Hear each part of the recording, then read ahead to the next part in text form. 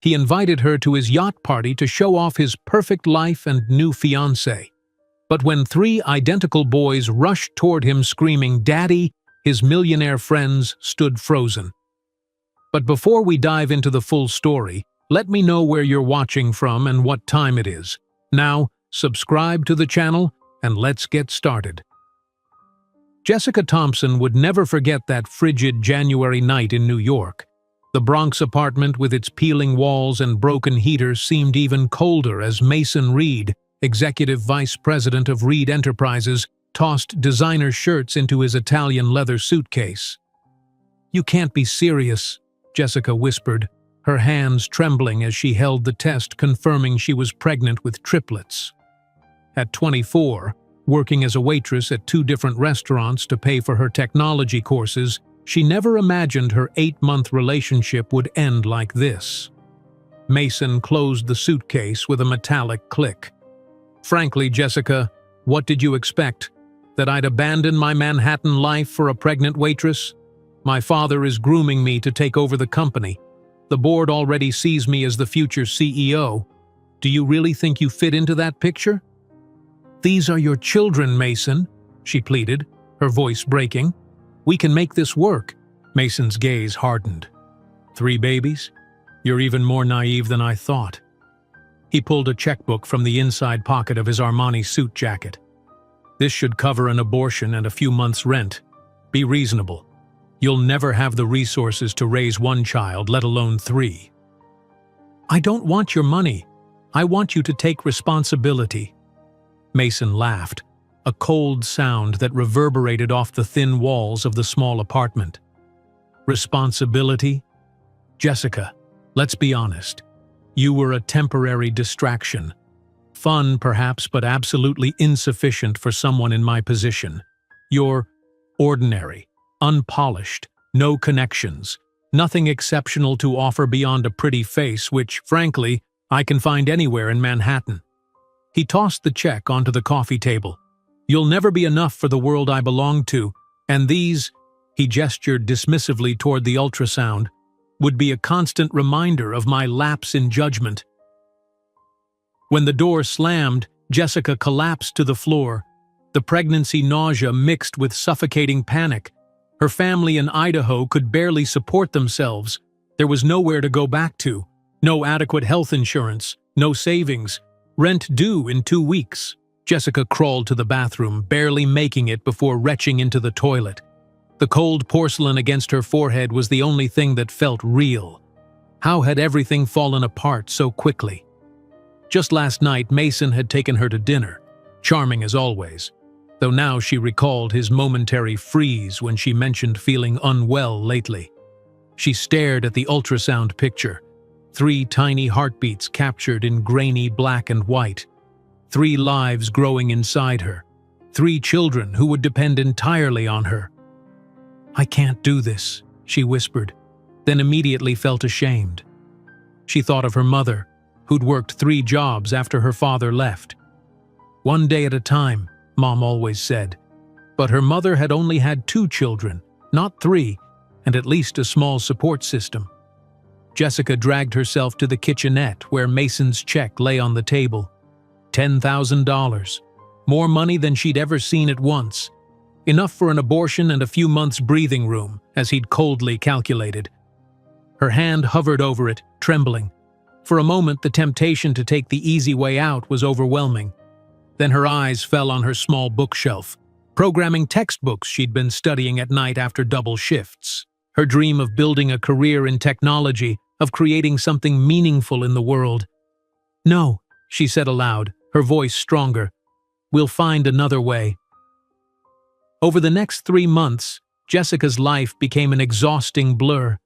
Morning sickness hit her hard during the breakfast rush at Milo's diner, and her manager's patience wore thin as she made frequent dashes to the bathroom. "I'm sorry, Jessica," he said one Tuesday morning after she'd spilled an entire tray of orders. "You're just not keeping up anymore. We need someone reliable." She lost that job but kept the evening waitressing position at Antonio's Italian, where the manager's wife had suffered through difficult pregnancies and showed rare compassion. To make up the difference, Jessica started cleaning houses during the day, scrubbing toilets and mopping floors while trying not to inhale too many chemical fumes. She slept 4 hours a night, studied programming during lunch breaks, and cried silently in the tiny bathroom of the apartment she now shared with 2 other women to save on rent. Her roommates, Danny, a dental assistant, and Keisha, a nursing student, were kind, but had their own struggles. They couldn't afford to carry someone unable to pay her share. At 16 weeks pregnant, Jessica sat in the community clinic waiting room, exhausted beyond measure.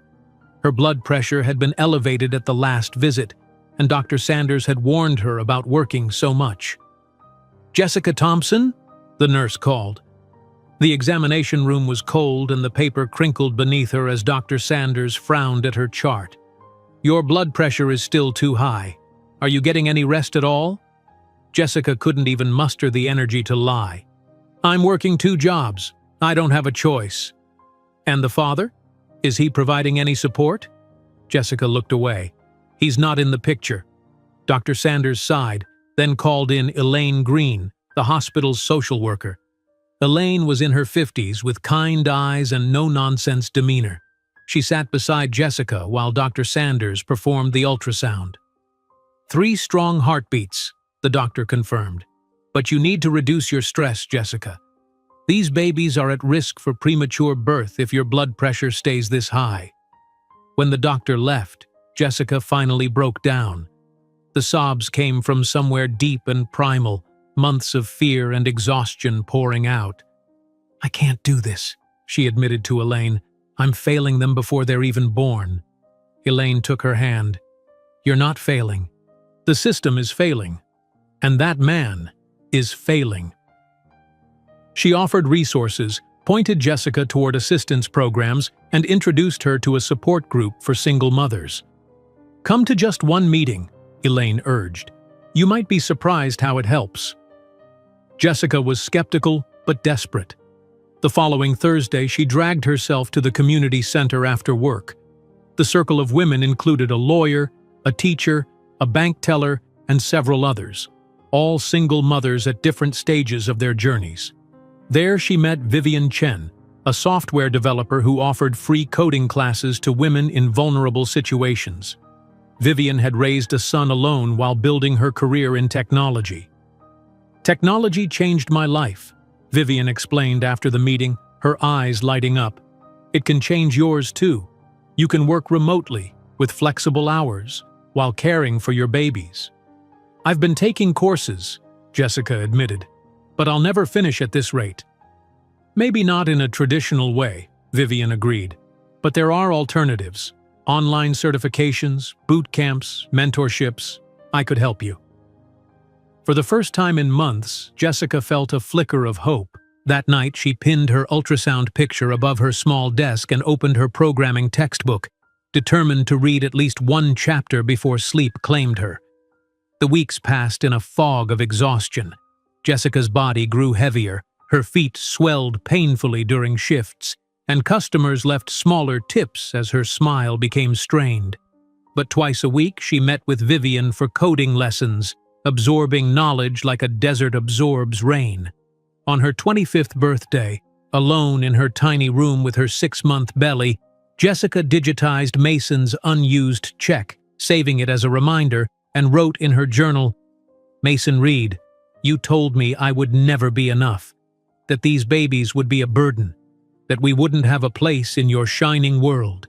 I promise you and my children, one day I will build our own world, a world where we'll be not just enough, but extraordinary.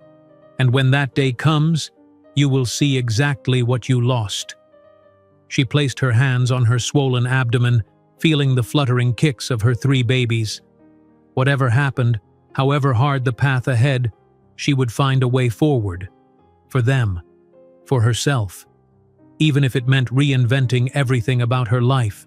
Jessica closed her journal and turned to her laptop where a half-finished coding assignment waited. 1 line of code at a time, 1 day at a time, 1 breath at a time. She began to type, her fingers finding strength her heart wasn't sure it possessed yet. Mason's check remained undeposited in Jessica's drawer, without her knowing that 15 years later, it would be merely an artifact in a museum of painful memories, while she would command a billion-dollar technology empire built with her own hands. Mason's check remained undeposited in Jessica's drawer, without her knowing that 15 years later, it would be merely an artifact in a museum of painful memories, while she would command a billion-dollar technology empire built with her own hands. Jessica jolted awake to a sharp pain radiating across her abdomen. The digital clock beside her bed blinked 3:17 in the morning. She shifted uncomfortably, hoping it was just another false contraction, the kind Dr. Sanders had warned might increase as she approached her due date 8 weeks from now. When the second wave hit harder than the first, Jessica fumbled for her phone, her trembling fingers struggling to unlock the screen. A warm wetness spread beneath her, soaking through the thin mattress. "No, no, no," she whispered. "It's too early." The phone slipped from her grasp, clattering to the floor as another contraction seized her. Jessica doubled over, a strangled cry escaping her lips. Her roommates were both working night shifts. There was no one to help. She managed to retrieve her phone and dial 911, her voice breaking as she explained her situation to the dispatcher. "I'm having triplets. Only 32 weeks. Please hurry." As Jessica struggled to pull on a loose dress, a soft knock came at her bedroom door. "Estás bien, mija?" The concerned voice of Mrs. Martinez, her elderly neighbor from across the hall, filtered through the door. The woman sometimes heard Jessica coming home late from shifts and would bring over homemade soup. "Mrs. Martinez!" Jessica called out, pain twisting her words. "I need help. The babies. They're coming early." The door creaked open, revealing the small woman in a faded housecoat. Her eyes widened at the sight of Jessica hunched over, clutching her belly. "Dios mío!" she gasped, quickly crossing herself before rushing to Jessica's side. "Respire, mija, respire." With surprising strength for her 73 years, Mrs. Martinez helped Jessica toward the door. "My nephew, he is visiting. He has a car. We will get you to the hospital faster than any ambulancia." The ride to the hospital passed in a blur of pain and fear. Jessica clutched Mrs. Martinez's hand in the back seat while the elderly woman's nephew, a quiet man in his 40s, navigated the empty pre-dawn streets with determined focus. "Too early," Jessica kept mumbling between contractions. "They're too small." "Babies are stronger than we think," Mrs. Martinez assured her, though worry clouded her weathered face. The emergency entrance of Bronx General Hospital blazed with fluorescent light as Jessica was rushed inside, Mrs. Martinez hurrying alongside until a nurse gently steered her toward the waiting area. "Premature triplets at 32 weeks, the intake nurse announced as Jessica was transferred to a gurney. BP 160/95, contractions 3 minutes apart. A flurry of activity surrounded her as an obstetrician appeared, checking the monitors being rapidly attached to Jessica's swollen belly. "Ms. Thompson, I'm Dr. Patel. We're going to do everything we can to delay delivery, but you need to prepare yourself. These babies might be coming today." Tears streamed down Jessica's face as she nodded. "I don't have anyone," she confessed, the words catching in her throat. "I'm alone." A kind-faced nurse named Susan took Jessica's hand. "Today you're not alone. We're here with you." Despite medication to slow the contractions, Jessica's labor progressed relentlessly. By noon, her blood pressure had climbed dangerously high, and Dr. Patel made the call for an emergency C-section. "It's safer for you and the babies," she explained as Jessica was prepped for surgery. "They'll go straight to the NICU. We have an excellent team waiting for them." Under the harsh operating room lights, Jessica trembled with fear. The anesthesiologist spoke soothingly as he administered the spinal block, but nothing could calm the terror coursing through her veins. This wasn't how it was supposed to happen. The babies weren't ready. She wasn't ready.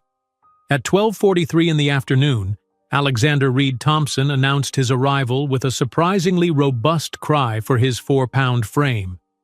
Dr. Patel held him briefly over the surgical drape, allowing Jessica a glimpse of her firstborn's scrunched face before he was whisked away by the NICU team. 2 minutes later, Benjamin followed, smaller and quieter than his brother, his tiny chest working harder to draw breath. Jessica caught only a flash of dark hair before he too disappeared into the waiting incubator. Christopher, the smallest at 3 pounds 9 ounces, emerged last, silent and blue-tinged. The room tensed as neonatologists immediately began working on him. "Is he breathing?" Jessica asked, panic rising in her voice. "Please tell me he's breathing." After what felt like eternity, a thin wail rose from the warming table. "He's a fighter," Dr. Patel assured her as Christopher was rushed to join his brothers. In the recovery room, Jessica drifted in and out of consciousness, the effects of surgery and medication clouding her mind. When she fully awoke, a hospital social worker she hadn't met before sat beside her bed. "Ms. Thompson, I'm Elaine Green," the woman said, her gray-streaked hair pulled back in a practical bun. "How are you feeling?" "My babies," Jessica managed. "Are they okay?" "They're stable, which is excellent news for triplets born at 32 weeks. Would you like to see some pictures?" Elaine held up her tablet, showing images of 3 tiny infants in separate incubators, each connected to a constellation of wires and tubes. Jessica reached out with trembling fingers to touch the screen. "When can I see them?" "As soon as you're able to sit in a wheelchair, we'll take you to the NICU," Elaine promised. "In the meantime, I'd like to talk about your support system and resources." Jessica turned away, fresh tears spilling onto her pillow. "I don't have either of those things." "That's where I come in," Elaine said gently. "My job is to connect you with both." Over the next few hours, Jessica learned the hospital had tried contacting Mason as the baby's father. His assistant had curtly informed them that Mr. Reed was traveling internationally indefinitely and would not be taking calls about this matter. "He doesn't want anything to do with us," Jessica explained hollowly. Elaine's expression tightened momentarily before she regained her professional composure. "Then we'll focus on what you and your sons need. I've already started the paperwork for emergency Medicaid to cover the hospital costs. The boys will qualify for additional assistance programs because they're premature." 6 hours after delivery, Jessica was wheeled into the NICU for the first time. The antiseptic smell and mechanical beeping of monitors created an alien landscape around the 3 isolettes containing her sons. "You can touch them through these openings," the NICU nurse explained, showing Jessica how to place her hands through the portholes of Alexander's incubator. "Skin contact is vital, even if you can't hold them yet." Jessica gently placed her finger against Alexander's tiny palm. Immediately, his fingers curled around hers with surprising strength. The simple reflex broke something open inside her, a fierce, protective love unlike anything she'd ever experienced. Over the next 3 weeks, Jessica established a grueling routine. She recovered from her C-section while spending every possible moment in the NICU, learning to feed her sons through nasogastric tubes, change diapers smaller than her palm, and interpret the various alarms and monitors keeping them alive. Vivian from the support group visited regularly, bringing homemade meals and often sitting with Jessica during the long NICU hours. She'd brought her laptop, showing Jessica how to code simple programs one-handed while maintaining skin contact with whichever baby was having a particularly difficult day. "Programming and breastfeeding actually combine well," Vivian commented, demonstrating how Jessica could position a nursing pillow once the babies were strong enough to attempt feeding. "You'll be multitasking like a pro in no time." On days when despair threatened to overwhelm her, Jessica would look at her 3 sons growing stronger daily and find renewed determination. Alexander was the robust leader, often the first to reach milestones like breathing without assistance. Benjamin, thoughtful and observant, seemed to calculate each movement with precision. Christopher, the smallest but most resilient, fought the hardest for every ounce gained. At 5 weeks old, the triplets were finally discharged with a daunting list of follow-up appointments and special care instructions. Jessica had secured a tiny studio apartment with her last savings, but the reality of caring for 3 preemies alone loomed like an insurmountable mountain. The evening before discharge, as Jessica sat between Benjamin and Christopher's now conjoined cribs while Alexander slept in her arms, a NICU nurse delivered an unexpected envelope. "This came for you at the front desk," she said. Inside was a letter from Mrs. Peterson, Jessica's former high school math teacher, who had encouraged her interest in technology years ago. "Dear Jessica," the letter began, "word travels even to retired teachers. I heard about your triplets and your situation from my niece who works at Bronx General. I've recently moved to San Francisco to be near my daughter, leaving my house here empty. The basement has been converted to a small apartment that you're welcome to use if you'd like a fresh start. The technology industry in the Bay Area might offer opportunities that New York cannot. Call me if you're interested." Jessica read the letter 3 times, her heart racing. San Francisco, the heart of the tech world. A place where no one knew her as the abandoned waitress with triplets. A fresh start. She looked at her sleeping sons. "What do you think, boys? Should we go west?" 2 days later, Jessica boarded a bus to San Francisco with everything she owned in one suitcase and a diaper bag. Each boy was secured in a carrier against her chest or back, a precarious arrangement that drew both sympathetic and judgmental glances from fellow passengers. The 43-hour journey was the hardest physical challenge of Jessica's life.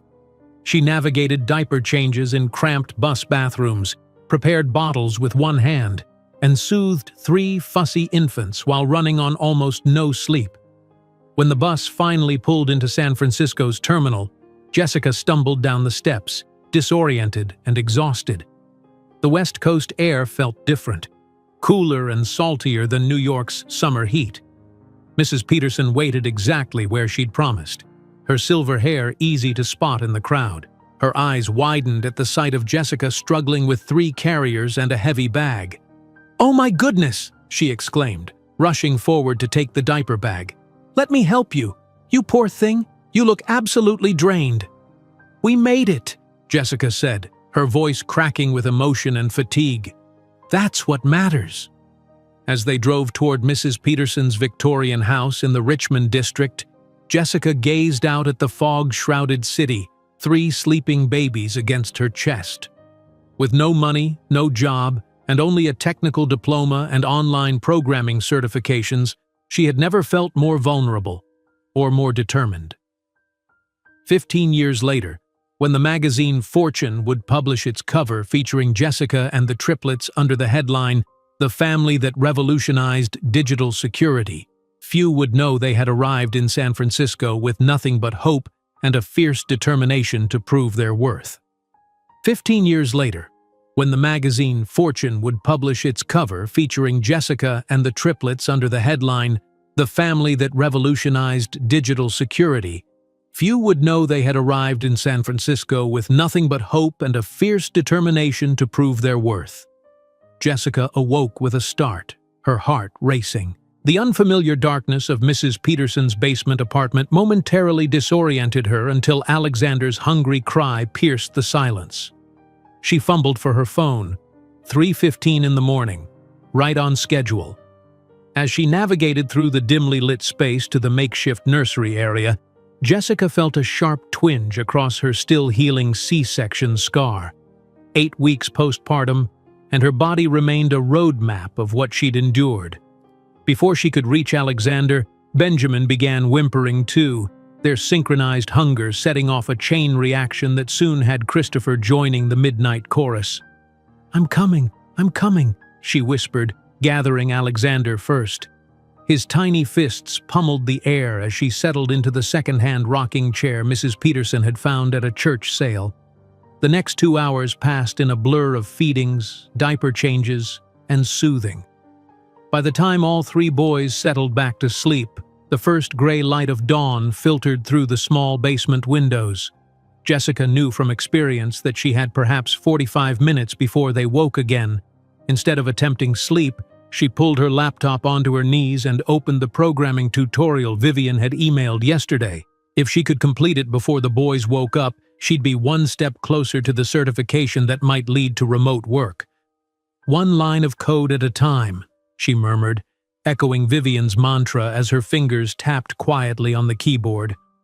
When Mrs. Peterson appeared at the top of the basement stairs 3 hours later, she found Jessica balancing Benjamin in one arm while typing with her free hand, Alexander and Christopher nestled in a twin bassinet beside her. "Jessica, dear, you look exhausted," the older woman said, descending with a tray of toast and tea. "Did you sleep at all?" Jessica managed a tired smile. "A little. The boys were restless." Mrs. Peterson set the tray down and peered at the screen. HTML and CSS? Ambitious for someone operating on no sleep. "It's that or surrender," Jessica replied, accepting the tea gratefully. "And I can't afford to surrender." Over the following months, Jessica established a grueling routine. The damp basement apartment, while a blessing compared to homelessness, posed challenges. Mold crept persistently along the corners despite her best efforts, and the single space heater struggled against San Francisco's persistent chill. She painted the peeling walls herself, transforming the space with leftover paint from Mrs. Peterson's garage, pale yellow to combat the underground gloom. Jessica created divisions with hung sheets, crafting a tiny nursery area for the triplets and a workspace for herself. Her desk was a door laid across 2 filing cabinets, her chair salvaged from a neighbor's curb. Yet in this makeshift space, she built the foundation of her future, one small victory at a time. The first came when a local bakery hired her to build a simple website. Mrs. Peterson had mentioned Jessica's skills to the owner, who needed an online presence but couldn't afford professional rates. "I can pay $200, the woman offered apologetically during their meeting at the bakery, where Jessica had arrived with all 3 boys strapped to her in various carriers. "I know it's not much. I'll take it," Jessica said quickly, already calculating how many diapers that would buy. She worked on the site during the boys' naps, often coding with Christopher asleep on her chest while Alexander and Benjamin dozed nearby. The project took twice as long as it should have, interrupted by feedings, diaper changes, and occasional colicky screaming sessions that left everyone exhausted. When she finally launched the simple site, the bakery owner was delighted. "This is better than I expected. My daughter says the code is very clean." Jessica's chest swelled with pride at the small victory. $200 wouldn't change her financial situation, but the sense of accomplishment fueled her determination. That night, she bathed the boys in the kitchen sink, their 6-month-old bodies now plumper and stronger, developmental delays gradually resolving. "See that, boys?" she whispered as she dried Alexander, who gurgled happily. "Mommy built something today, and tomorrow we'll build something even better." Word spread about Jessica's work, and gradually more small businesses sought her services. She charged slightly more each time, building a portfolio while still charging less than established professionals. It was barely enough to survive, but it allowed her to start saving a tiny emergency fund and reduce her reliance on assistance programs. The real struggle came with client meetings. Jessica couldn't afford childcare, and revealing she worked from a basement with 3 babies would shatter the professional image she cultivated online. She became adept at scheduling video calls during nap times, positioning her computer so only a blank wall showed behind her. When clients required in-person meetings, Mrs. Peterson occasionally watched the boys, cooing over them like the grandmother they would never know from either side. When the triplets reached 8 months, Jessica faced her first major crisis since arriving in San Francisco.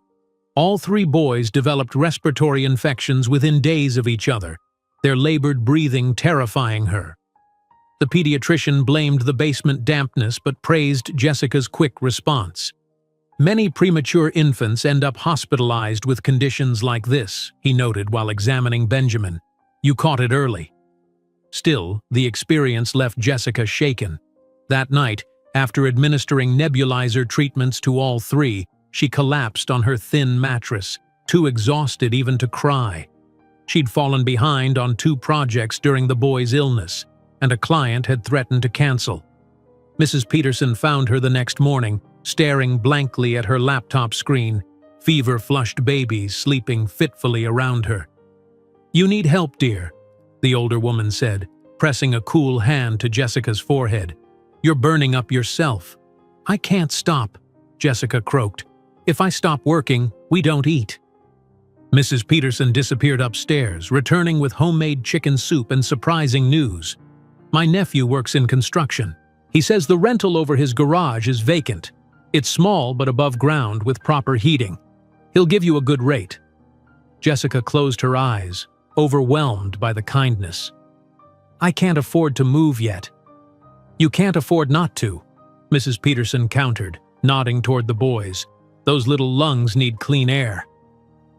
2 weeks later, Jessica moved into the tiny apartment over the garage, 500 square feet of space flooded with natural light. The rent stretched her budget painfully thin, but the improved conditions made an immediate difference in the boys' health. The day they turned 1 year old, Jessica splurged on a small cupcake to divide between the 3 of them. She positioned her phone camera on a stack of books and set the timer, wanting to capture the milestone. The resulting photo showed 3 chubby-cheeked boys with identical dark hair and bright eyes, faces smeared with frosting, while Jessica looked thin but determined behind them. She sent the photo to Vivian with a simple message. "We made it 1 year." Vivian's reply came minutes later. "You're doing the impossible every day. I'm so proud of you." As the boys grew from infants to toddlers, their distinct personalities emerged more clearly. Alexander was first to walk at 11 months, charging headfirst into exploration. Jessica child-proofed frantically as he tested every boundary, his determination matching her own. When he discovered her laptop, he would bang enthusiastically on the keyboard, as if instinctively drawn to technology. Benjamin, more cautious and observant, watched everything with intense focus before attempting it himself. He walked nearly 2 months after Alexander, but did so with fewer falls. Jessica noticed he seemed to babble in rhythmic patterns, almost like he was working through problems aloud. Christopher, the smallest at birth, remained slightly behind his brothers physically, but compensated with extraordinary emotional awareness. He seemed to sense when Jessica was stressed, crawling into her lap to pat her face gently. When his brothers fought over toys, he was the one who brought alternatives to smooth the conflict. By their 2nd birthday, the triplets were thriving despite the odds. Jessica's freelance business had grown enough that she could afford the occasional luxury: new shoes when they outgrew the thrift store finds, fresh fruits instead of just the discounted bruised ones, even a proper crib to replace the pack-and-play they'd long outgrown. The breaking point that led to her app inspiration came after a particularly chaotic week. Jessica had 3 client deadlines. Benjamin was cutting molars, Alexander had discovered how to open the refrigerator, and Christopher had developed an ear infection. Her color-coded schedule collapsed under the weight of reality. At 3 in the morning, after finally getting all 3 boys back to sleep following a collective midnight meltdown, Jessica sat at her desk staring at her fractured to-do list. Years of juggling impossible demands had taught her systems that no existing app quite captured. She grabbed a napkin from her cold cup of coffee and began sketching furiously. A simple interface designed for one-handed use with voice commands, emergency protocols, integrated resource lists for low-income parents, and scheduling that accounted for the chaos factor of small children. "Mom Solo," she wrote at the top, the name coming to her fully formed. For the next 2 weeks, Jessica coded during every available moment, while the boys slept, while they played in the gated area beside her desk, sometimes with Christopher in her lap as she typed with her arms around him. She pulled all-nighters fueled by cheap coffee, the irony not lost on her that she was creating an organization app while her own life spiraled into beautiful chaos. When she finally completed the beta version, doubt crept in. The app was simple, functional, rather than flashy. Who would want something created by an exhausted mother working from a garage apartment? Her finger hovered over the Publish button on the App Store submission page. The boys were napping, a rare synchronicity that usually signaled an approaching developmental leap. In the silence, Jessica thought of Mason's cold dismissal, his certainty that she wasn't enough. "Watch me," she whispered, and clicked submit. 3 days later, the first download notification arrived. Then another. By evening, there were 20. Within a week, hundreds of women had found her little app, leaving reviews that brought tears to Jessica's eyes. Finally, someone who understands what it's actually like. The emergency protocol feature saved me when my son had a febrile seizure. I've tried every organization app out there. This is the only one designed for the reality of solo parenting. Jessica sat on the floor with the boys as they played with wooden blocks, her phone pinging with each new download. Alexander toddled over, placing a red block in her hand with solemn importance. Benjamin had arranged his blocks in a pattern that looked surprisingly like a flowchart. Christopher watched her face with his typical emotional intuition. "We built something important," she told them, gathering all three into a hug that quickly dissolved into giggles and squirming. The small app created between bottles and diapers would be just the beginning. In 5 years, Mom Solo would transform into Thompson Tech Solutions, with Jessica negotiating her first 6-figure investment in a boardroom where, ironically, Mason Reed had once rejected a similar project because he considered it without significant market potential. The small app created between bottles and diapers would be just the beginning. In 5 years, Mom Solo would transform into Thompson Tech Solutions, with Jessica negotiating her first 6-figure investment in a boardroom where, ironically, Mason Reed had once rejected a similar project because he considered it without significant market potential. Jessica stared at the cracked ceiling of the garage apartment, listening to the synchronized breathing of her triplets as morning light filtered through the thin curtains. 2 years had passed since she'd arrived in San Francisco with nothing but 3 babies and desperate determination. Now her app was gaining traction, bringing in a modest but steady income that supplemented her freelance work. Ba, Alexander babbled from his crib, the first to wake as usual. Jessica smiled, watching him pull himself up to standing, his dark hair, so like Mason's, sticking up in all directions. "Good morning, little explorer," she whispered, scooping him up before he could wake his brothers. She had learned to maximize every quiet moment, each minute precious for her work. The tiny kitchen doubled as her office during the day. Jessica balanced Alexander on her hip while booting up her laptop, the routine so practiced she could type one-handed while preparing a bottle with the other.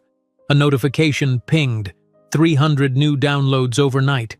The surge of pride was quickly tempered by reality as Benjamin's cries joined Alexander's babbling. "Coming, Benji," she called softly, settling Alexander in his high chair with cereal pieces scattered across the tray. Benjamin's analytical gaze studied her face as she lifted him from the crib. Even at 2, his expressions carried an intensity that reminded Jessica of herself poring over code. Christopher still slept, his small body curled around the stuffed elephant Mrs. Peterson had given him.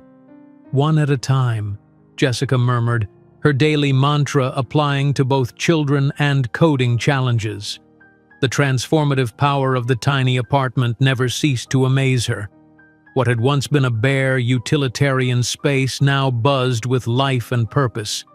Jessica had painted the walls sunshine yellow during nap time over several weeks, hung colorful educational posters, and created a play area defined by a second-hand rug where the boys could safely explore while she worked.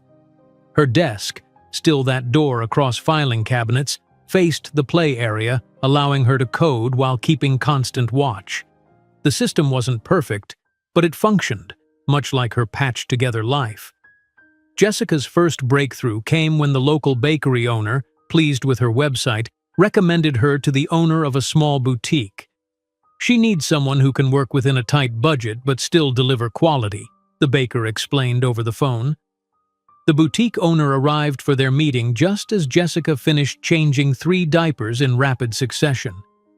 "I'm so sorry," Jessica apologized, opening the door with Christopher on her hip, her hair hastily pulled back, a spit-up stain on her shoulder. The boys were all a bit fussy this morning. The woman, stylishly dressed in a way that made Jessica acutely aware of her own worn jeans, hesitated at the threshold, clearly surprised by the chaos of 3 toddlers. "You work from here? With them?" she asked, stepping cautiously around a tower of blocks Alexander had constructed. Jessica swallowed her embarrassment. "Yes, I'm a single mother, but I assure you it doesn't affect my delivery timeline or quality." The meeting proceeded with Benjamin attempting to climb onto Jessica's lap every few minutes, Alexander systematically removing books from a low shelf, and Christopher contentedly studying the visitor's bright scarf. Jessica outlined her proposal for the boutique website, maintaining professional composure despite the chaos swirling around her. When she quoted her price, slightly higher than previous projects, she held her breath. "That's significantly less than other quotes I've received," the boutique owner said, watching with fascination as Jessica simultaneously prevented Alexander from eating a crayon while sketching a wireframe for the proposed site. "How do you manage all this?" Jessica smiled wearily. "One line of code at a time." As Jessica's client list grew, she developed strategies for maintaining a professional image despite her circumstances. For video calls, she created a meeting corner with a plain backdrop, positioning her laptop camera to hide the toys inevitably scattered across the floor. She scheduled calls during the boys' nap time when possible, though this plan frequently collapsed when one or more decided to stage a nap strike. During one particularly important video conference with a potential ongoing client, all 3 boys awoke early from their nap in a collective mood of rebellion. Jessica muted her microphone between speaking points, frantically distributing snacks and whispered pleas for silence. "As you can see in this mock-up," Jessica began, only to have Alexander appear suddenly in frame, his face pressed close to the camera. "Hello," he announced proudly, his first clear word chosen for maximum professional embarrassment. "I'm so sorry," Jessica apologized, mortification heating her cheeks as she gently moved Alexander aside. "My son is adorable," the client finished, smiling. "Are there more of him hiding back there?" The truth tumbled out. 3 two-year-olds, no childcare, working between naps and after bedtime. Instead of the judgment Jessica feared, the client's expression softened. "I raised my daughter alone while building my first business," she confided. "Not triplets, mind you, you're clearly superhuman, but I understand the hustle." The project became a regular contract, complete with flexibility for toddler emergencies built into the timeline. Not every day brought victories. Some mornings, Jessica woke to find all 3 boys had caught the latest daycare cold during their twice-weekly subsidized sessions, their little bodies radiating fever as they clung to her miserably. Work deadlines didn't pause for childhood illnesses, forcing her to code through nights while dispensing medicine and changing sweat-soaked pajamas. One particularly brutal evening, with all 3 boys sick and a project due by morning, Jessica found herself sobbing quietly in the bathroom, the only private space in their small home. Her own fever spiked as she worked, vision blurring over lines of code that seemed to swim before her eyes. Mrs. Peterson discovered her the next morning, slumped over her keyboard, Christopher asleep in her lap while Alexander and Benjamin dozed fitfully in a nest of blankets on the floor beside her. "Jessica, dear heart," the older woman exclaimed, setting down a container of soup. "You're burning up." "Finished the project," Jessica mumbled, her voice raw. "Just submitted it. The boys need medicine again in an hour." Mrs. Peterson's gentle hands guided her to bed, taking charge of medicine schedules and hydration for all 4 patients. "You cannot continue this way," she said firmly as Jessica drifted between feverish consciousness and exhausted sleep. "You'll work yourself into pneumonia." When Jessica recovered enough to think clearly, she found an unexpected email waiting. The client had not only accepted the fever-written code, but included a bonus. "You delivered more than promised. despite what must have been challenging circumstances. We value partners who push through difficulties to meet commitments. The bonus, $500, felt like a fortune. Jessica spent a rare moment simply staring at the figure in her bank account, tears streaming down her face. That night, she splurged on fresh strawberries for the boys, watching their delight as the sweet juice stained their recovering smiles. As Jessica's small business grew, so did the triplets. Their first birthday had passed in a blur of developmental assessments, all showing remarkable progress for premature triplets, and a shared cupcake divided into 3. By the time they approached their second birthday, Jessica had established enough stability to celebrate properly. She positioned her phone camera on a stack of books, setting the timer before rushing to gather all 3 boys. The resulting photo captured chaos in its purest form. Alexander lunging toward the camera, Benjamin methodically deconstructing his portion of cake, Christopher beaming with frosting-covered cheeks, and Jessica looking exhausted but genuinely happy behind them. When Alexander took his first steps directly toward her laptop keyboard, Jessica laughed despite her panic to move the computer out of reach. "Tech-obsessed already," she murmured, saving him from toppling into the desk. Benjamin followed weeks later, his methodical approach evident in how he studied the mechanics of walking before attempting it himself. He babbled in patterns that Jessica swore matched the loops and sequences she wrote in her code, his little voice rising and falling in rhythmic cadence.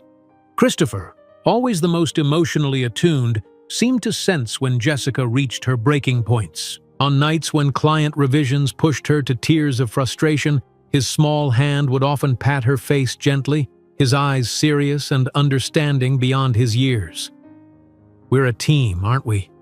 she whispered to him one night, gathering all 3 into a group hug despite their squirming protests. The inspiration for the app that would change everything came during the week from hell. 3 simultaneous deadlines collided with Benjamin cutting molars, Alexander discovering how to open the refrigerator and decorating the floor with yogurt, and Christopher developing an ear infection that left him clingy and miserable. Jessica's carefully constructed schedule collapsed entirely, leaving her awake at 3 in the morning after finally settling all 3 boys back to sleep. Her color-coded planner mocked her with its neat categories that couldn't possibly contain the beautiful chaos of her reality. Sipping cold coffee, Jessica stared at her fragmented to-do list. Years of juggling impossible demands had taught her systems that no existing app quite captured.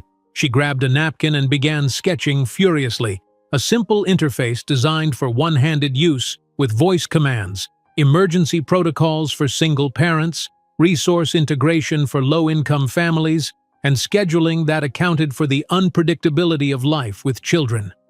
"Mom Solo," she wrote across the top, the name appearing fully formed in her mind. For the next 2 weeks, Jessica existed on minimal sleep, coding during every available moment, while the boys napped while they played in their gated area, sometimes with Christopher dozing against her chest as her fingers flew across the keyboard around his small body. The night she completed the first version, doubt crept in as her finger hovered over the publish button. The app was simple, functional rather than flashy, born of necessity rather than market research. Who would want something created by an exhausted mother in a garage apartment? Mason's dismissive voice echoed in her memory. "You're ordinary, unpolished, nothing exceptional to offer." Jessica squared her shoulders, looking at the 3 sleeping boys who defied those cruel words every day with their existence. "Watch me," she whispered, and clicked submit. The first download notification came 3 days later, then another. By evening, there were 20. Within a week, hundreds of women had found her app, leaving reviews that validated every sleepless night. Finally, someone who understands what it's actually like. "The emergency protocol feature saved me when my son had a febrile seizure. I've tried every organization app out there. This is the only one designed for the reality of solo parenting." As download numbers climbed, Jessica sat on the floor with the boys, watching them play with wooden blocks while her phone continuously pinged with notifications. Alexander placed a red block in her hand with solemn importance. Benjamin arranged his blocks in a pattern resembling a flowchart. Christopher, ever the emotional barometer, studied her face with his typical intuition. "We built something important," she told them, gathering all three into a hug that quickly dissolved into giggles and squirming. The small app created between bottles and diapers would be just the beginning. In 5 years, Mom Solo would transform into Thompson Tech Solutions, with Jessica negotiating her first six-figure investment in a boardroom where, ironically, Mason Reed had once rejected a similar project because he considered it without significant market potential. The small app created between bottles and diapers would be just the beginning. In 5 years, Mom Solo would transform into Thompson Tech Solutions, with Jessica negotiating her first six-figure investment in a boardroom where, ironically, Mason Reed had once rejected a similar project because he considered it without significant market potential. Jessica's phone chimed with an email notification as she spooned applesauce into Alexander's eager mouth. 3 identical pairs of eyes watched her from their high chairs, now sturdy 5-year-olds rather than the fragile preemies who had once fit in the palm of her hand. The subject line made her pause mid-spoon. "Your app. Investment opportunity." "Just a moment, boys," she murmured, wiping Alexander's chin before tapping the message open. "Ms. Thompson," the email began, "my wife uses your Mom Solo app daily and insists it's revolutionary. I'm David Liang from Horizon Ventures. Your application has untapped potential beyond its current market. Would you be available to discuss investment opportunities? I believe we could take this to the next level." Jessica read the message 3 times, her heart racing. After 3 years of steady growth, Mom Solo had reached 1 million users, mostly through word of mouth among exhausted mothers. She'd expanded the features, improved the interface, even added a community support component, all while raising triplets and taking freelance work to keep them afloat. "Mama, more please," Benjamin requested, his articulation precise as always. At 5, the boys were remarkably verbal, their vocabulary exceeding developmental expectations, a fact their pediatrician attributed to Jessica's constant dialogue with them as she worked. "Of course, sweetheart." She served another spoonful while composing a careful response to David Liang, suggesting a video call later that week. Her finger hesitated over the send button, a familiar doubt creeping in. Was she ready for this? Could she present herself as a legitimate CEO rather than an overwhelmed mother? The reply came within minutes. "Tomorrow at 9? My office in the financial district, or I can come to you if easier with the children." Jessica looked around their small apartment. Though they had upgraded from the garage to a modest 2-bedroom, the space remained obviously that of a single mother with 3 active boys. Toys organized in color-coded bins competed for space with her dual-monitor setup. The wall behind her desk, her designated professional background for video calls, was the only consistently tidy area. She couldn't possibly host an investor here. "I'll arrange childcare and come to your office," she replied, already calculating whether she could afford a babysitter for the meeting. That evening, as she helped the boys brush their teeth, her phone rang. The triplets' regular babysitter, a college student named Megan, apologized profusely. "I have a fever of 102. There's no way I can watch the boys tomorrow." Jessica's heart sank as she tucked the children into their shared bedroom. Her mind raced through alternatives. Mrs. Peterson had moved to assisted living last year. Her neighbor worked days. The mothers from the boys' preschool all had their own children to manage. "What do you think, boys?" she asked softly, sitting on the edge of their bed. "Would you like to come to a business meeting with Mommy tomorrow?" "Will there be cookies?" Alexander asked pragmatically. "Can I bring my tablet?" Benjamin wondered. Christopher, always the most perceptive, tilted his head. "Is it important, Mommy?" Jessica smoothed his hair so like her own. "It might be, sweetheart. It might change things for us. Then we'll be good," Christopher declared with 5-year-old solemnity. The next morning became a carefully orchestrated military operation. Jessica dressed the boys in their matching navy polo shirts and khaki pants, outfits reserved for special occasions. She brushed their dark hair, so reminiscent of Mason that sometimes it caught her breath, and packed a bag with quiet activities, snacks, and emergency supplies. "Remember our meeting rules," she rehearsed as they waited for the bus. "Quiet voices, gentle hands, patient bodies. And no interrupting unless it's a bathroom emergency," Alexander recited. "Or blood," added Benjamin helpfully. "Or fire," Christopher concluded with a solemn nod. The imposing glass tower housing Horizon Ventures made Jessica acutely aware of her discount store blazer and the 3 small boys clutching her hands. The security guard at the desk frowned as they approached. "I'm sorry, ma'am.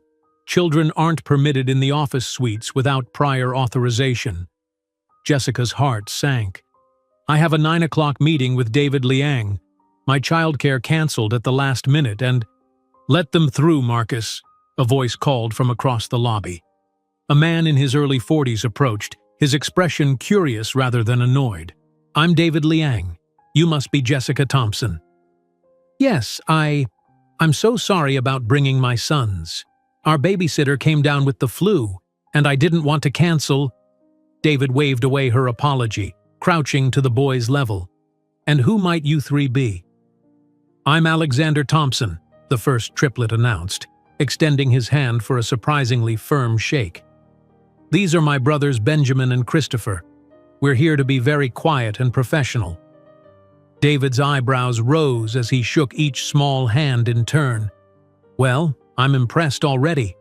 My wife has told me so much about your mother's app. She says it's the only reason she maintains her sanity with our twins." The elevator ride to the 23rd floor felt surreal. Jessica had prepared extensively for this meeting, rehearsing her pitch in the shower and after the boys went to bed. What she hadn't prepared for was presenting it with 3 5-year-olds in tow. David's corner office offered a stunning view of San Francisco Bay. He gestured toward a sleek conference table where a woman was already seated. "This is my assistant, Reiko. I hope you don't mind if she joins us to take notes." Jessica helped the boys settle on the floor in a corner with their quiet activities before opening her laptop. "Thank you for accommodating us, Mr. Liang." "David, please, and I'm genuinely curious how you manage everything. My wife can barely handle our twins with a nanny and my help." Jessica launched into her prepared presentation, displaying growth charts and user engagement metrics. 10 minutes in, she noticed David's attention drift to the corner where the boys were sitting. Following his gaze, she saw Alexander leaning over to examine the financial projection on her screen. "That number doesn't look right, Mommy," Alexander said, pointing to a cell in her spreadsheet. Jessica began to apologize, but David held up his hand. "What seems wrong, young man?" Alexander approached the table, his small finger tracing the growth projection. "If the users are growing this fast," he pointed to one column, "then this number should be bigger here." He indicated the revenue projection for the 3rd quarter.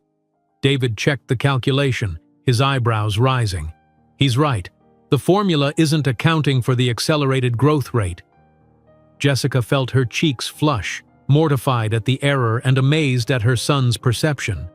Before she could respond, a soft voice spoke from behind David's assistant. "Excuse me, your tablet froze," Benjamin said quietly, handing the device back to a startled Reiko. "I fixed it. You had too many apps running in background processes." David's expression shifted from surprise to fascination as he glanced between the boys and Jessica.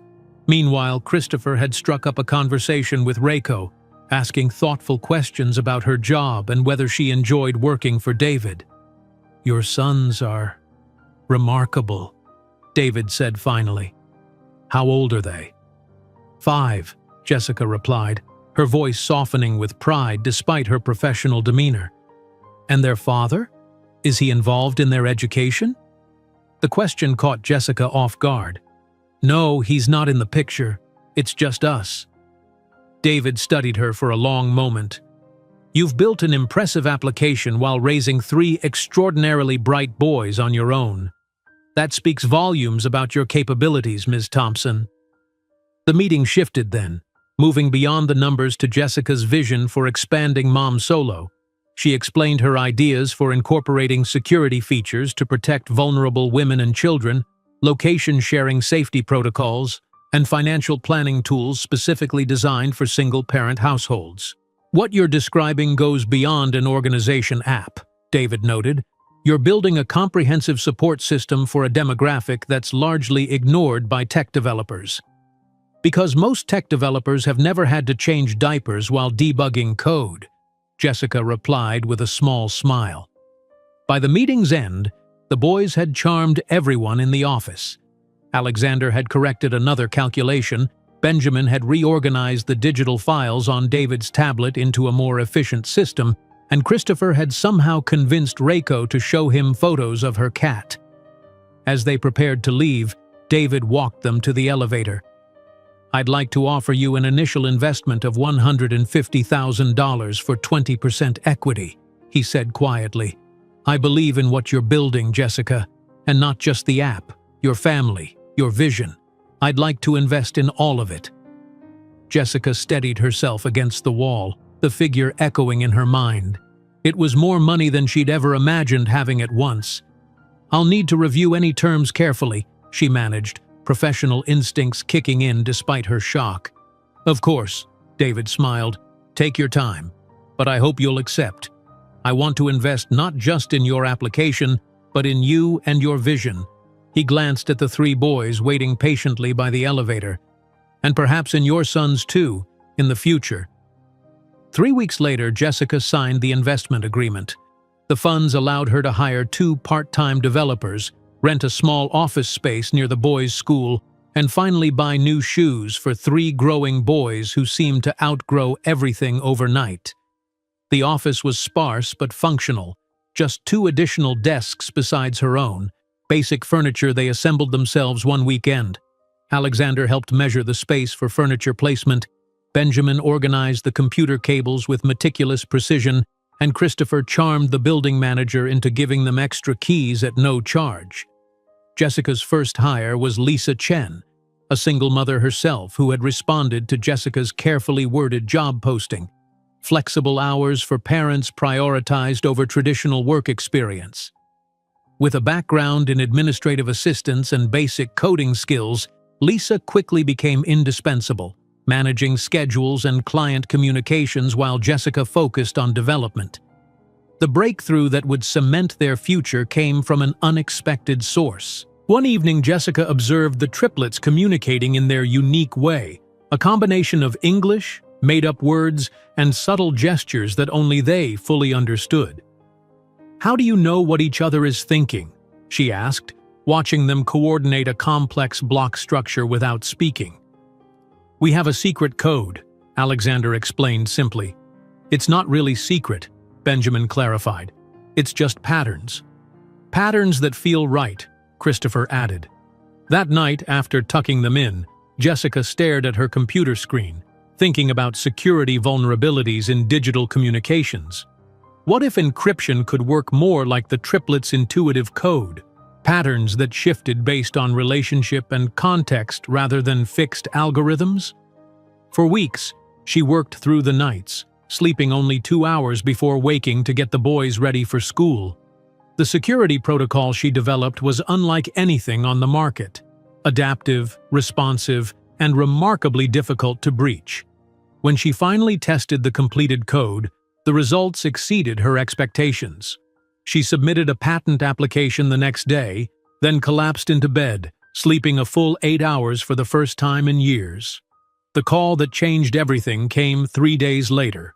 "We're impressed with your security protocol," said the voice on the other end, a representative from a mid-sized tech company specializing in data protection.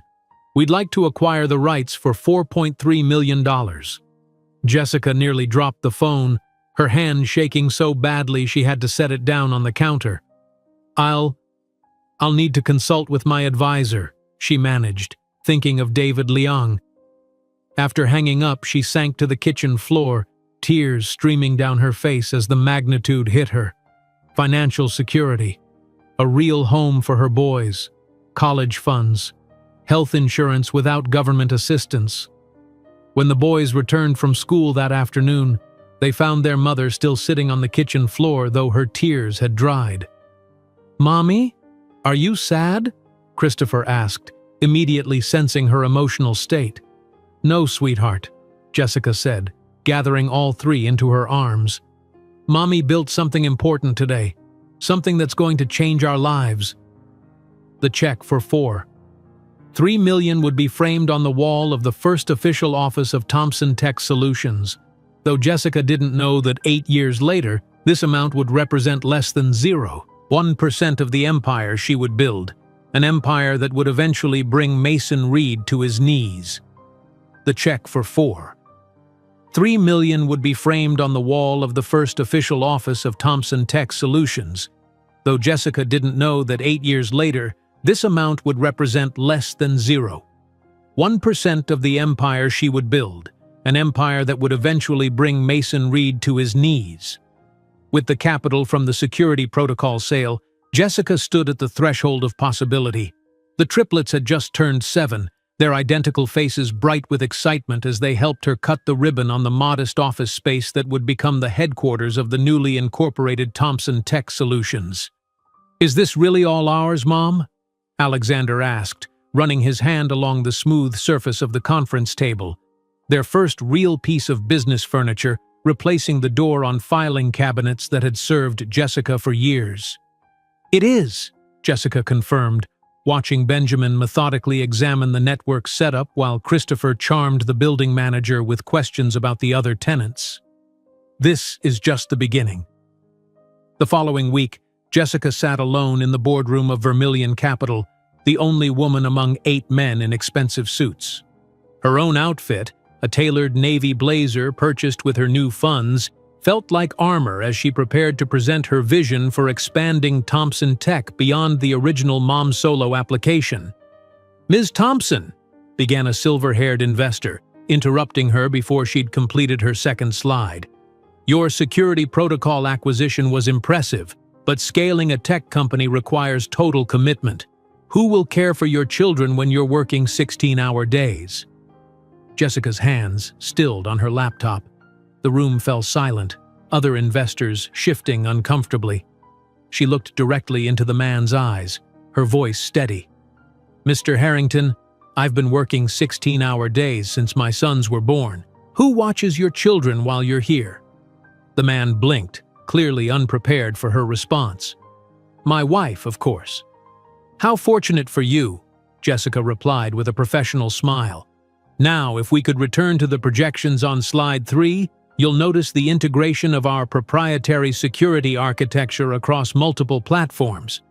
She secured half the investment she sought that day, enough to begin building her team in earnest.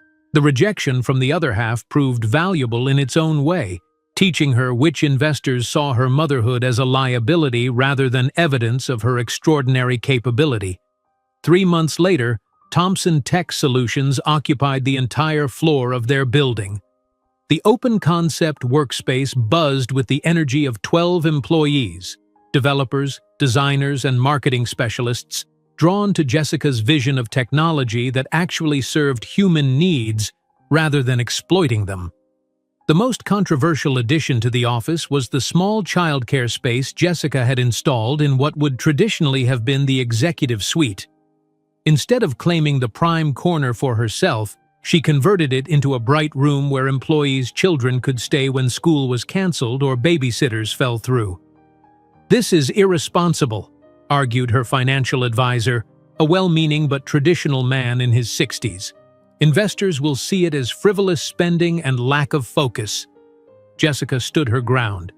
"I built this company while raising triplets alone. I'm not going to force my employees to choose between their children and their careers. If investors have a problem with that, they're not investors I want." The childcare space became the heart of Thompson Tech's culture, a visible symbol of Jessica's values that attracted passionate, loyal employees who'd been marginalized in traditional tech environments. parents who'd been forced out of promising careers found a home at Thompson Tech, bringing with them years of experience and fierce determination. At home, the triplets thrived in the stability their mother's success provided. They had moved to a modest 3-bedroom house, nothing ostentatious, but a far cry from the garage apartment of their early years. Each boy now had space to develop his unique interests, though they still preferred to sleep in the same room most nights, their bond undiminished by prosperity. One evening, as Jessica prepared dinner after a long day of meetings, Alexander appeared at her elbow with a sheet of paper covered in neat columns of numbers. "Mom, I've been tracking our household expenses against your salary projections," he announced, completely serious despite being only 10 years old. "If we maintain current spending levels and account for inflation, we'll need to adjust our budget in approximately 8 months. Jessica set down her knife, studying her son's calculations. They were remarkably sophisticated for a child his age, and entirely accurate. "That's impressive analysis, Alex. But how did you get my salary projections?" Alexander looked momentarily guilty. "I may have looked at the spreadsheet you left open last week. Sorry." Instead of scolding him, Jessica pulled out a chair. "Let's look at this together. There are some additional revenue streams you haven't accounted for." Meanwhile, Benjamin had retreated to his corner of the living room, where he sat cross-legged on the floor surrounded by coding books, his small fingers flying across a laptop keyboard. At 9 years old, he had already mastered 3 programming languages and was working on his first independent application, a simple game that would later go viral at his school. Christopher, ever the people person, was on the phone with Mrs. Peterson, patiently explaining how to use the tablet Jessica had given her for her 75th birthday. His natural empathy made him an excellent teacher, breaking down complex technology into understandable steps. Jessica watched her sons with a mixture of pride and amazement. They were extraordinary in ways Mason could never have imagined when he dismissed them as unwanted complications. Each boy carried echoes of his DNA in their appearance, but their characters had been shaped by Jessica's resilience and the unique journey they'd shared. As Thompson Tech grew from startup to established player, Jessica faced the ruthless realities of the male-dominated tech industry. Competitors attempted to poach her best developers. Larger companies made acquisition offers that grew increasingly difficult to refuse. Investors pushed her to compromise her core values for faster growth. During one particularly contentious board meeting, when the company had grown to over 200 employees, a major investor proposed collecting and selling user data from their applications. "Every other platform does it," he argued. "We're leaving millions on the table with these privacy restrictions." Jessica thought of the vulnerable women who relied on mom solo, women fleeing abusive relationships, navigating complex custody situations, or simply trying to protect their children's digital footprints. "Our users trust us precisely because we don't exploit their data," she countered. "That trust is worth more than short-term profit."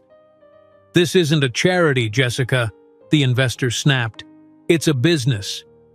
Jessica stood, her posture straight and confident. "It's my business, and our values aren't for sale." The investor sold his shares the following week. 3 days later, those shares were purchased at a premium by a female-led investment group that specifically sought companies with ethical data practices. Jessica's reputation for uncompromising integrity attracted attention beyond investors. Technology publications began featuring her approach as a counterpoint to the "move fast and break things" philosophy that had dominated Silicon Valley for decades. The Thompson Tech office became a regular stop for tours of college students interested in ethical technology development. When a major competitor suffered a devastating data breach, exposing millions of users' personal information, Thompson Tech's security-first approach suddenly seemed prescient rather than cautious. New users flocked to their platforms, drawn by Jessica's public commitment. "Your data belongs to you, not to us." The triplets, now 12 years old, had become integral to the company culture despite their youth. During school breaks, they could often be found at the office, Alexander studying market reports with the finance team, Benjamin debugging code alongside senior developers, Christopher helping new employees navigate the company's unique culture. Jessica never forced her professional world on her sons, but she made it accessible to them, answering their questions honestly and exposing them to every aspect of building a technology company. They accompanied her on business trips during summer vacations, sitting quietly in the back of conference rooms in Tokyo, Berlin, and São Paulo, absorbing the global language of technology and commerce. After one particularly grueling international trip, Jessica found herself helping the boys with homework at 2 in the morning, her body still on Singapore time. She dozed off over Alexander's math textbook, waking to find Christopher had covered her with a blanket while Benjamin had completed the homework assignment based on her earlier explanations. The balance was never perfect, but it was authentic. A family building something meaningful together. The company's defining moment came during a targeted hacking attempt that threatened to compromise their entire security infrastructure.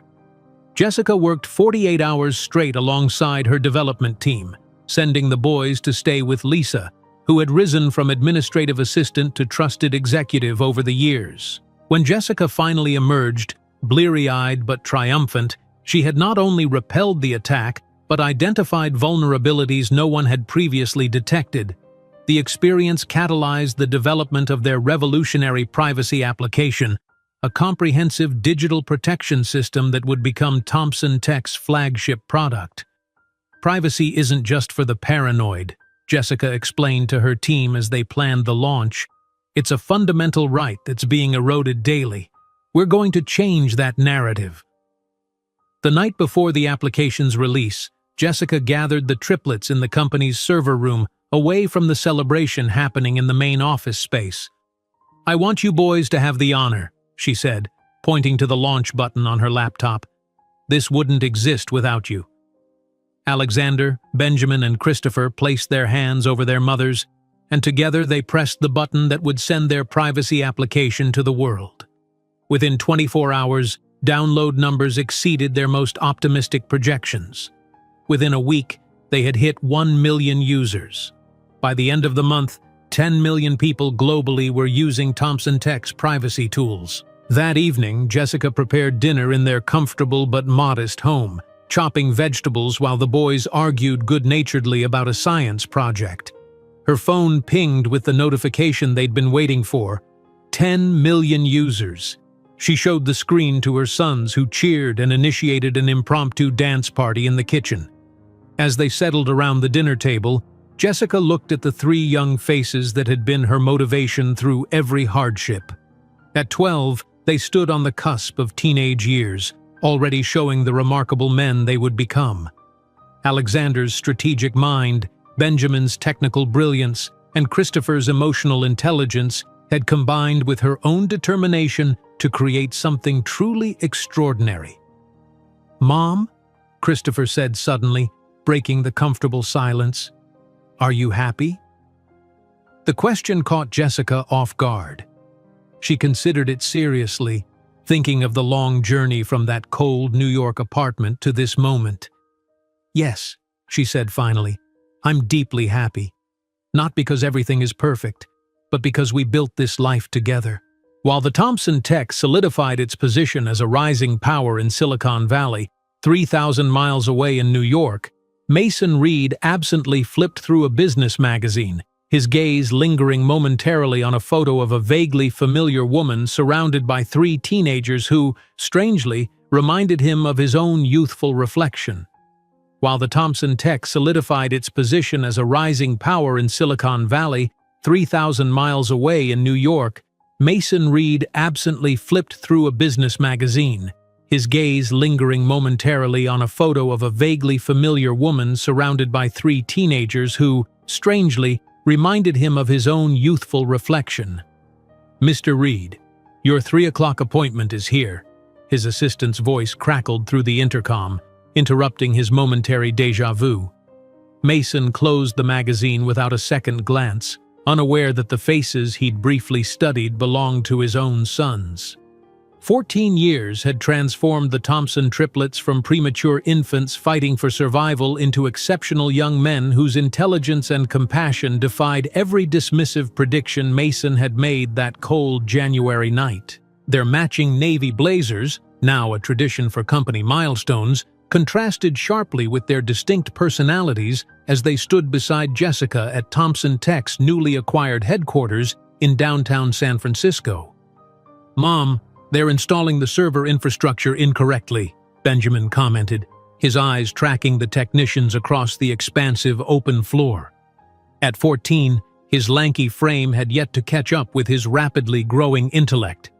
"The cooling system configuration won't support our projected growth." Jessica nodded, making a note on her tablet. "Draft an email to the project manager with your recommendations.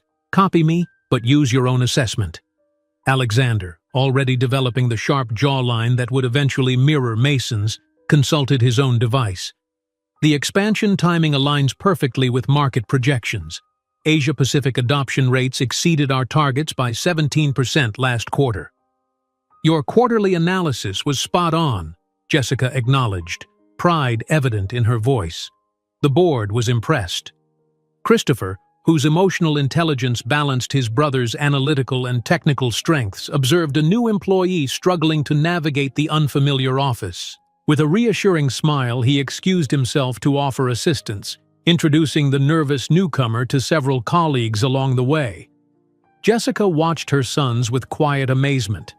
The company that had begun in a garage apartment now employed over 2,000 people across 3 continents, with a valuation exceeding $3 billion. Thompson Tech's revolutionary approach to privacy protection had transformed the digital security landscape, with their flagship application protecting over 70 million users worldwide. "The Tokyo team is online for the development update," Lisa announced, now Jessica's executive assistant and one of her most trusted advisors. "And the MIT admissions officer confirmed they'd be delighted to meet with the boys during your Boston trip next month." "MIT already?" Jessica raised an eyebrow. "They're only 14. Lisa smiled. Apparently, Benjamin's neural network presentation at the Young Innovators Conference caught their attention. They're interested in all 3 boys for their advanced placement program. That evening, as Jessica prepared dinner in their comfortable home overlooking the bay, she marveled at how ordinary their family rituals remained despite their extraordinary circumstances. Success had afforded them security and opportunities, but she had consciously maintained the groundedness that had sustained them through harder times. "Mom, can we discuss the Foundation's expansion into rural areas?" Christopher asked, setting the table with careful precision.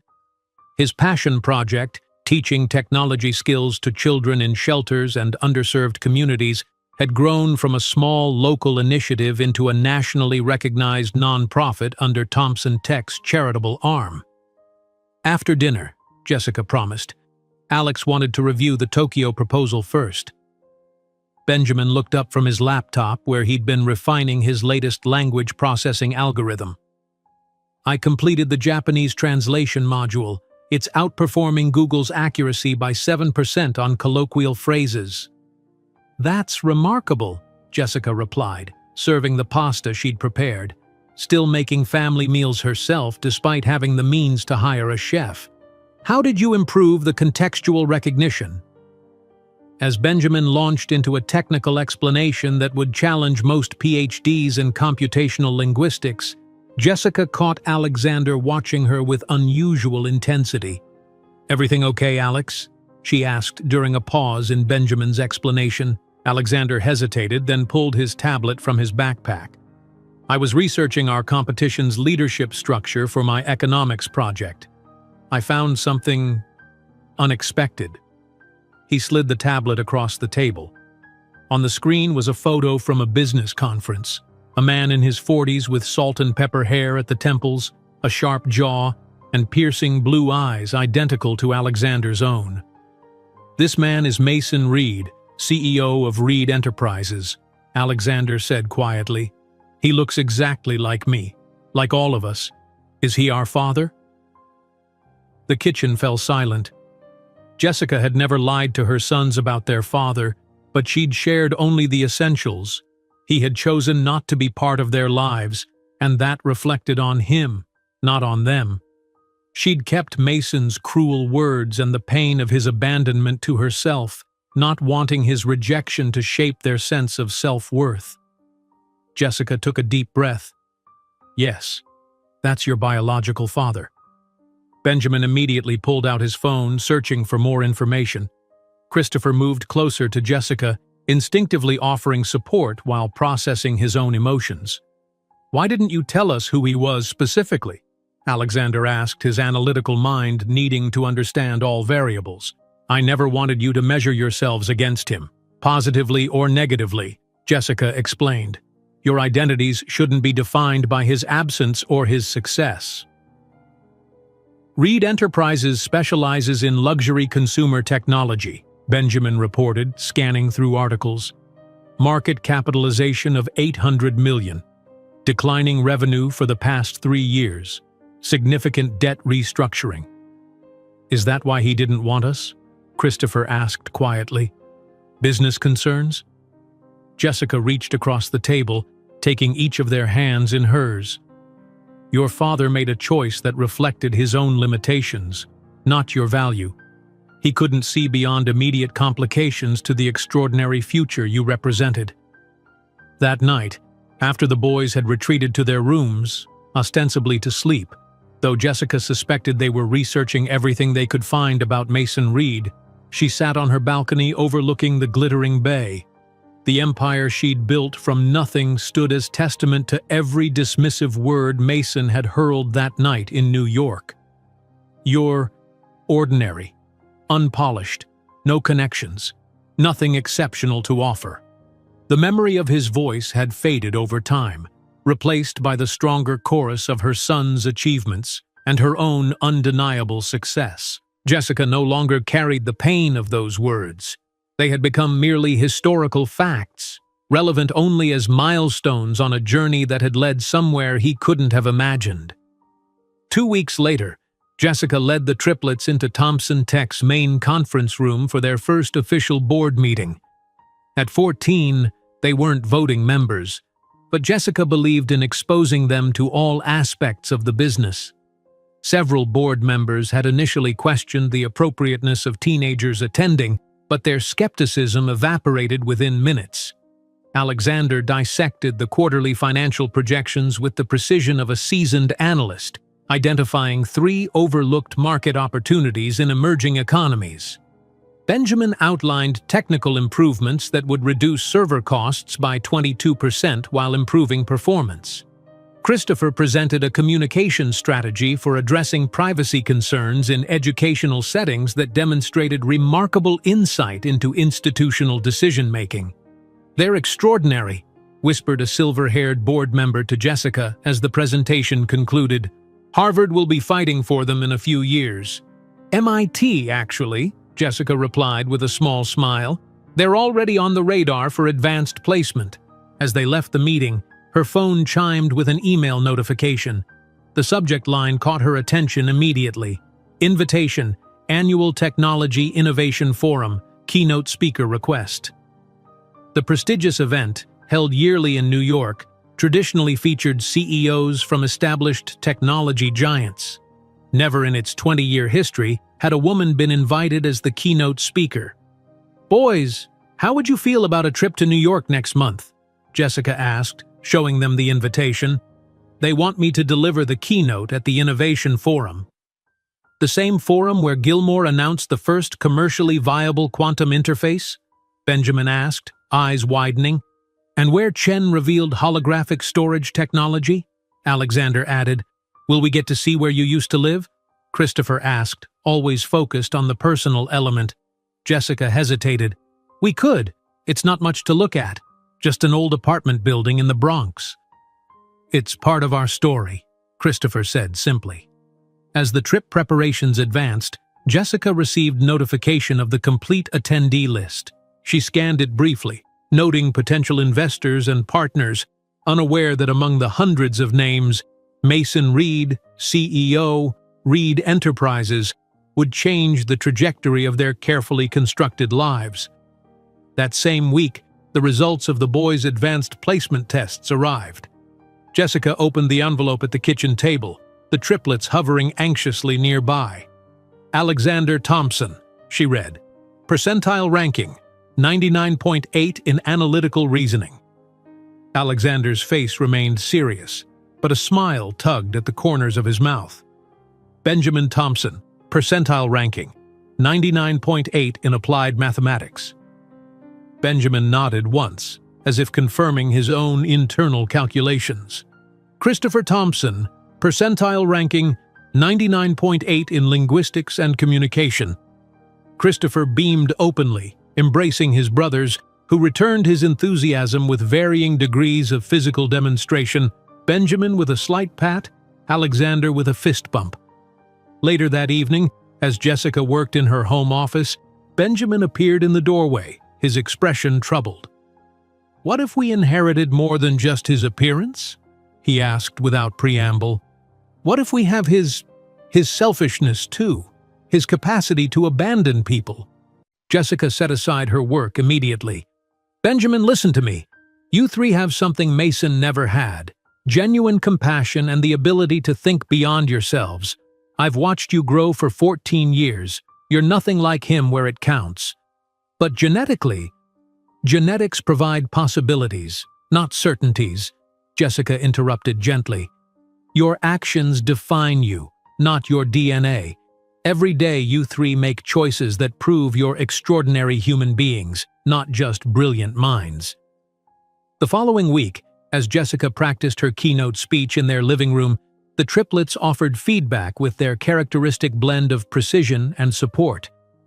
"The middle section needs more concrete examples," Alexander suggested, marking notes on his copy of the speech.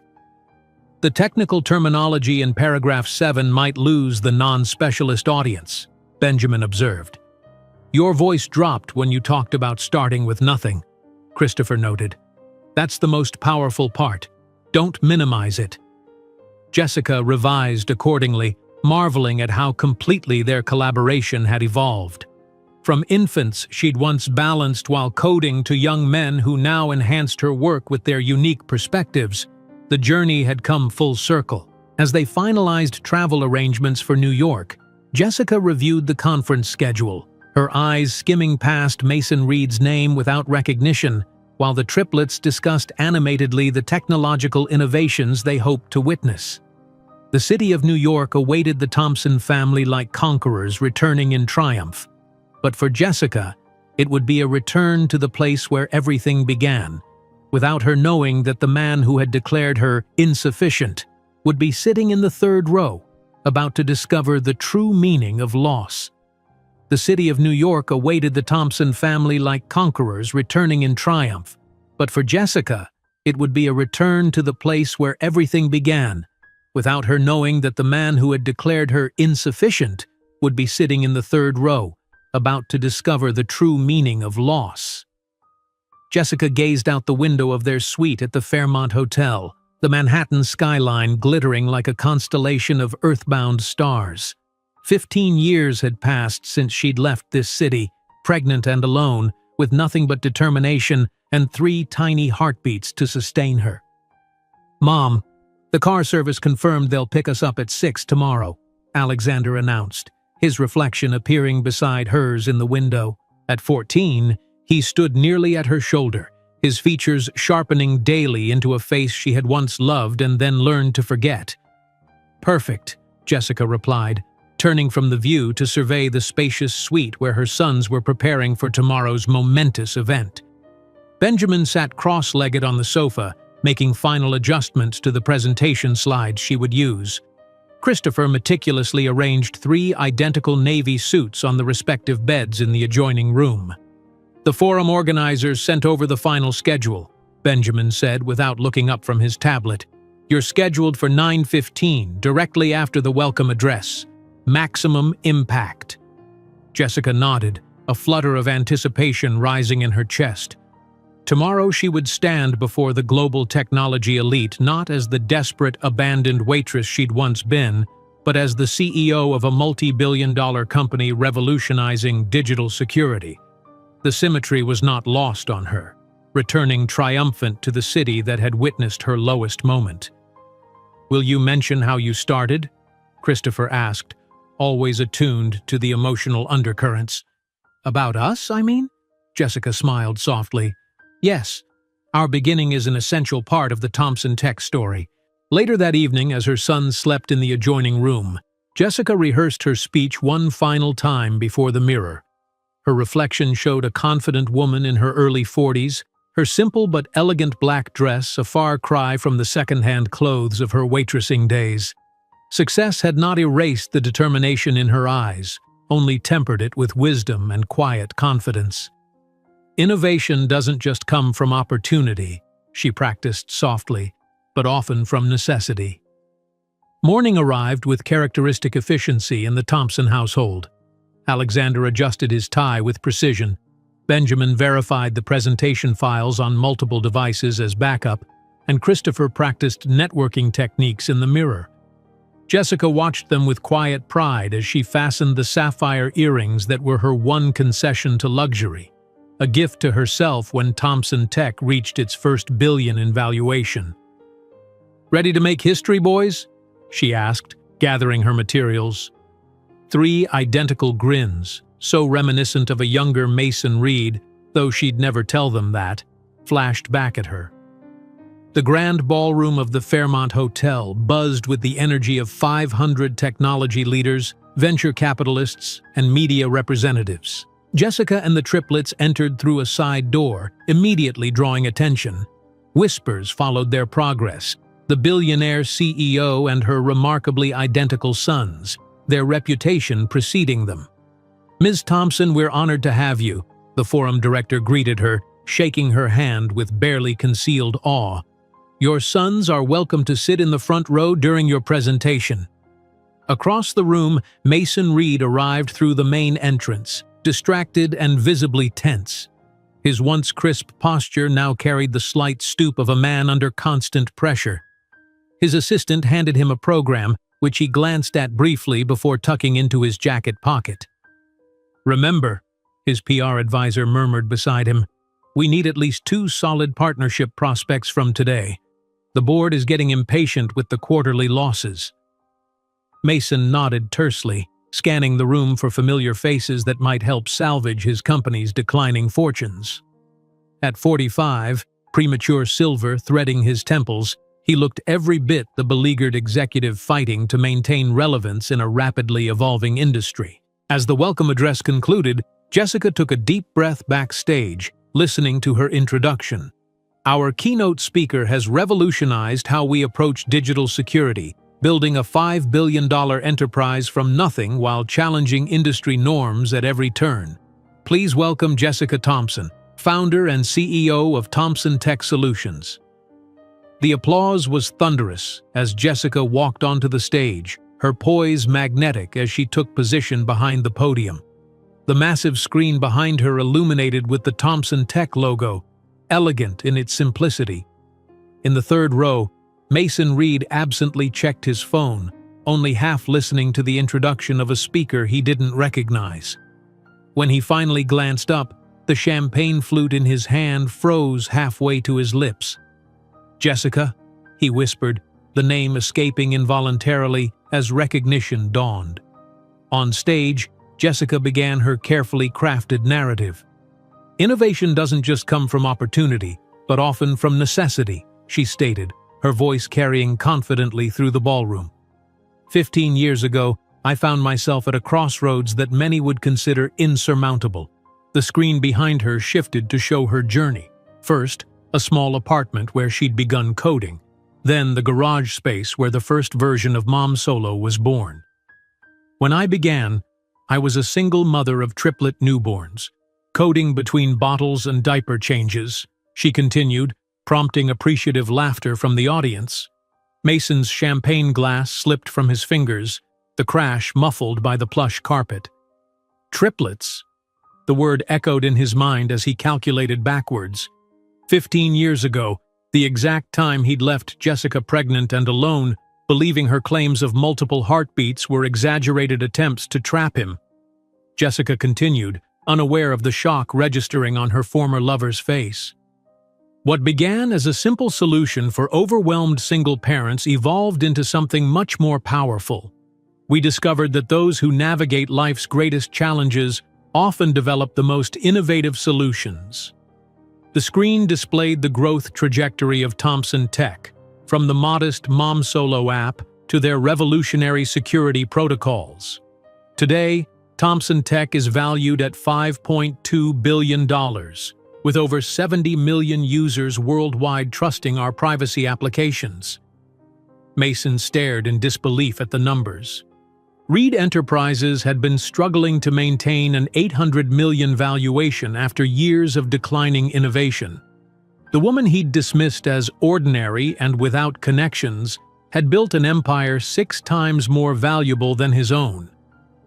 "Our latest security protocol," Jessica explained, her hands moving gracefully to emphasize key points, "adapts to threats in real time, creating an impenetrable barrier between vulnerable data and those who would exploit it." As she detailed the technological innovations her company had pioneered, Mason found himself unable to focus on the specifics. Instead, his eyes were drawn to the 3 young men seated in the front row. Identical profiles, strong jawlines, and the same piercing blue eyes he saw in the mirror every morning. His sons, the children he'd rejected before they were born. The constant reminder of his lapse in judgment had become living, breathing young men who now sat proudly watching their mother command the attention of an industry that had once dismissed her. The final portion of Jessica's presentation included a video showcasing Thomson Tech's social responsibility initiatives. The screen filled with images of the triplets teaching coding classes in underserved communities, their confidence and articulation belying their 14 years. "My sons have taught me that our greatest technology is the human capacity to overcome adversity," Jessica concluded as the video ended. "At Thomson Tech, we believe innovation should serve humanity's best interests, not exploit its vulnerabilities." The applause was immediate and sustained as the triplets joined their mother on stage. The visual impact was striking. 3 young men with identical features flanking the woman who had raised them single-handedly while building a technological empire. Mason sat frozen in his seat, the ovation happening around him as if in another dimension. Everything he valued, success, recognition, legacy, stood embodied in the family he had discarded. The sons who should have carried his name were instead living testaments to Jessica's triumph over his cruelty. During the reception that followed, Mason tried repeatedly to approach Jessica, but she remained constantly surrounded by admirers and potential partners. The triplets moved through the crowd with surprising sophistication for their age, each demonstrating different but equally impressive social skills. Alexander engaged with financial executives, discussing market projections with uncanny insight. Benjamin captivated a group of engineers with his detailed knowledge of quantum encryption. Christopher effortlessly charmed everyone from waitstaff to tech moguls with his genuine interest and emotional intelligence. Mason watched from a distance, nursing a scotch and gathering courage. When he finally saw Jessica excuse herself and head toward the terrace for a momentary respite from the crowded ballroom, he seized his opportunity. The evening air carried a slight chill as Jessica stepped onto the terrace, taking a deep breath away from the constant conversation. She heard the door open behind her but didn't immediately turn, assuming it was one of her sons checking on her. "Jessica," a voice called, sending an unexpected jolt of recognition down her spine. She turned slowly, her expression transitioning from surprise to carefully constructed neutrality as she faced the man she hadn't seen in 15 years. For a brief, unguarded moment, the years collapsed between them. The handsome executive who had swept a waitress off her feet, now standing before her with unmistakable shock in his eyes. "Mason Reed," she acknowledged, her voice steady. "What a surprise." He stood awkwardly, hands fidgeting with his tie in a nervous gesture she remembered from their brief time together. Up close, the years had not been as kind to him as to her, stress lines carved deep around his eyes, and his once athletic frame had softened with the sedentary lifestyle of an executive under pressure. You look magnificent," he finally managed, his voice almost unrecognizable to himself. "I had no idea. Your success. The boys." "Alexander, Benjamin, and Christopher," she supplied, her tone professional but cool. "They're applying simultaneously to Harvard, MIT, and Stanford next year. All three received perfect scores on their preliminary exams." Mason swallowed visibly, his Adam's apple bobbing with emotion. "They're my sons." Jessica's gaze hardened slightly, the only indication that his words had affected her. "Biologically speaking, yes. Legally and in every other aspect that matters, no. You made that very clear. I was young, immature. We all make mistakes," Mason attempted, hearing the inadequacy of his words even as he spoke them. "No, Mason," Jessica interrupted calmly. "A mistake is forgetting an anniversary. What you did was a deliberate choice with permanent consequences." She paused, a small, ironic smile touching her lips. "You know what's interesting? Thompson Tech attempted to acquire a subsidiary of Reed Enterprises last year, but your board rejected our offer. They considered our valuation insufficient." Mason's face paled visibly. "That was your offer? The board didn't tell me. We've been having financial difficulties." "I know," Jessica replied simply. "Everyone knows. The market doesn't forgive decisions based on ego rather than vision." Before Mason could respond, Alexander approached from the ballroom. "Mom, the Microsoft representative wants to discuss the AI partnership," he said, then noticed the man standing beside his mother. "I'm sorry. I didn't mean to interrupt." "It's fine, Alexander," Jessica said softly. "This is Mason Reed, CEO of Reed Enterprises." The young man extended his hand politely, showing no recognition of the name. "Pleasure to meet you, Mr. Reed. I read about your company's challenges in the Financial Times recently. Fascinating case study on failure to adapt to market evolution."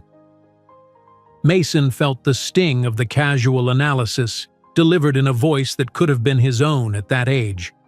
Before he could formulate a response, the other two young men joined the group, completing the uncanny tableau of what might have been his family. "Mason, these are Benjamin and Christopher," Jessica introduced. The young men greeted him with the same polite distance, clearly having no idea of his true identity. The pain of being a complete stranger to his own flesh and blood hit Mason with physical force, leaving him momentarily breathless. "Jessica, could we speak privately? Please," he implored, desperation edging into his voice. "There's nothing to say that can't be said here," she replied firmly. "They deserve to know who I am," he blurted, louder than intended. The sudden outburst drew attention from nearby guests. Jessica maintained her composure, but her eyes flashed with carefully controlled anger. "Who you are," she repeated quietly. "You're the man who said I was common and worthless, that these three brilliant young men would be a constant reminder of your lapse in judgment, who deposited a check on my coffee table and suggested I abort your children because I would never be enough for your world." Her voice remained controlled but cut like glass. "Well, Mason, you were right about one thing. We don't belong in your world. We built our own world, much larger and more meaningful than yours ever was." While Jessica and Mason confronted their past on the terrace, the dramatic scene quietly unfolding, Mason Reed had no idea that this meeting was not just a revelation of what he had lost, but the beginning of a public dismantling that would shake the very foundations of the life he had chosen instead of his children.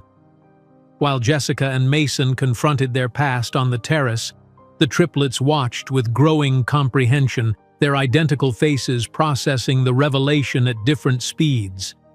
Alexander's analytical mind connected the dots first, his posture stiffening as he studied Mason's features, the same jawline, the same eyes, the same hands that he saw in the mirror every morning. "You are our biological father," Alexander stated, his voice steady despite the emotional earthquake occurring beneath his composed exterior. It wasn't a question, but a conclusion drawn from irrefutable evidence. Mason nodded eagerly, attempting a smile that appeared more desperate than warm. "I would very much like to get to know you all now. I know I made a terrible mistake, but it's not a mistake when you write a check to abort your own children," Benjamin interrupted, his typically reserved demeanor giving way to cold precision. His eyes, identical to Mason's, had none of the older man's pleading warmth, only calculation and judgment. Mason flinched as if struck. "I was young, scared. I didn't understand what I was giving up." Christopher, always the mediator, placed a supportive hand on his mother's shoulder. "Thank you for introducing us to this part of our history, Mom." He turned to Mason, his tone polite but definitive. "Mr. Reed, I appreciate your contribution to our conception, but I'm afraid you're 15 years too late for any meaningful role in our lives." A small crowd had gathered at the terrace doors, drawn by the unusual intensity of the conversation. Jessica noticed several people discreetly filming with their phones, and among them stood Madeline Chen, technology editor for the Wall Street Journal, her expression professionally neutral, but her eyes alert with recognition of a breaking story. "You see?" Jessica said quietly to Mason, her composure unbroken despite the public nature of the confrontation. "They don't need your approval or presence. They know exactly who they are and what they're worth." Mason stood frozen, the full magnitude of what he had discarded 15 years ago finally crashing down upon him. Before him stood not just the woman he had cruelly dismissed, but 3 exceptional young men who carried his blood but owed him nothing. "Please," he whispered, his voice cracking. "We could start fresh. I could—" "Your company is failing, Mr. Reed," Alexander interjected with brutal efficiency. "Is that why you're suddenly interested in family connections? Perhaps hoping to leverage our mother's success?" The color drained from Mason's face. "That's not— I wouldn't—" "Mom," Benjamin said calmly, "the Taiwanese delegation is waiting to discuss the Asia expansion. Shall we?" He deliberately turned his back on Mason, creating a physical barrier between his mother and the man who had abandoned them. Jessica nodded, allowing her sons to escort her back toward the ballroom. She paused only briefly, turning to deliver a final statement to Mason. "For 15 years you had every opportunity to be part of their lives. You chose not to be. That choice has consequences that can't be undone with an apology." As they walked away, Mason stood alone on the terrace, watching the family he might have had disappear into the crowd that eagerly parted for them. Inside, whispers had already begun circulating, fragments of the confrontation spreading through the gathering of influential tech leaders like wildfire. By morning, the digital world had transformed a private confrontation into public spectacle.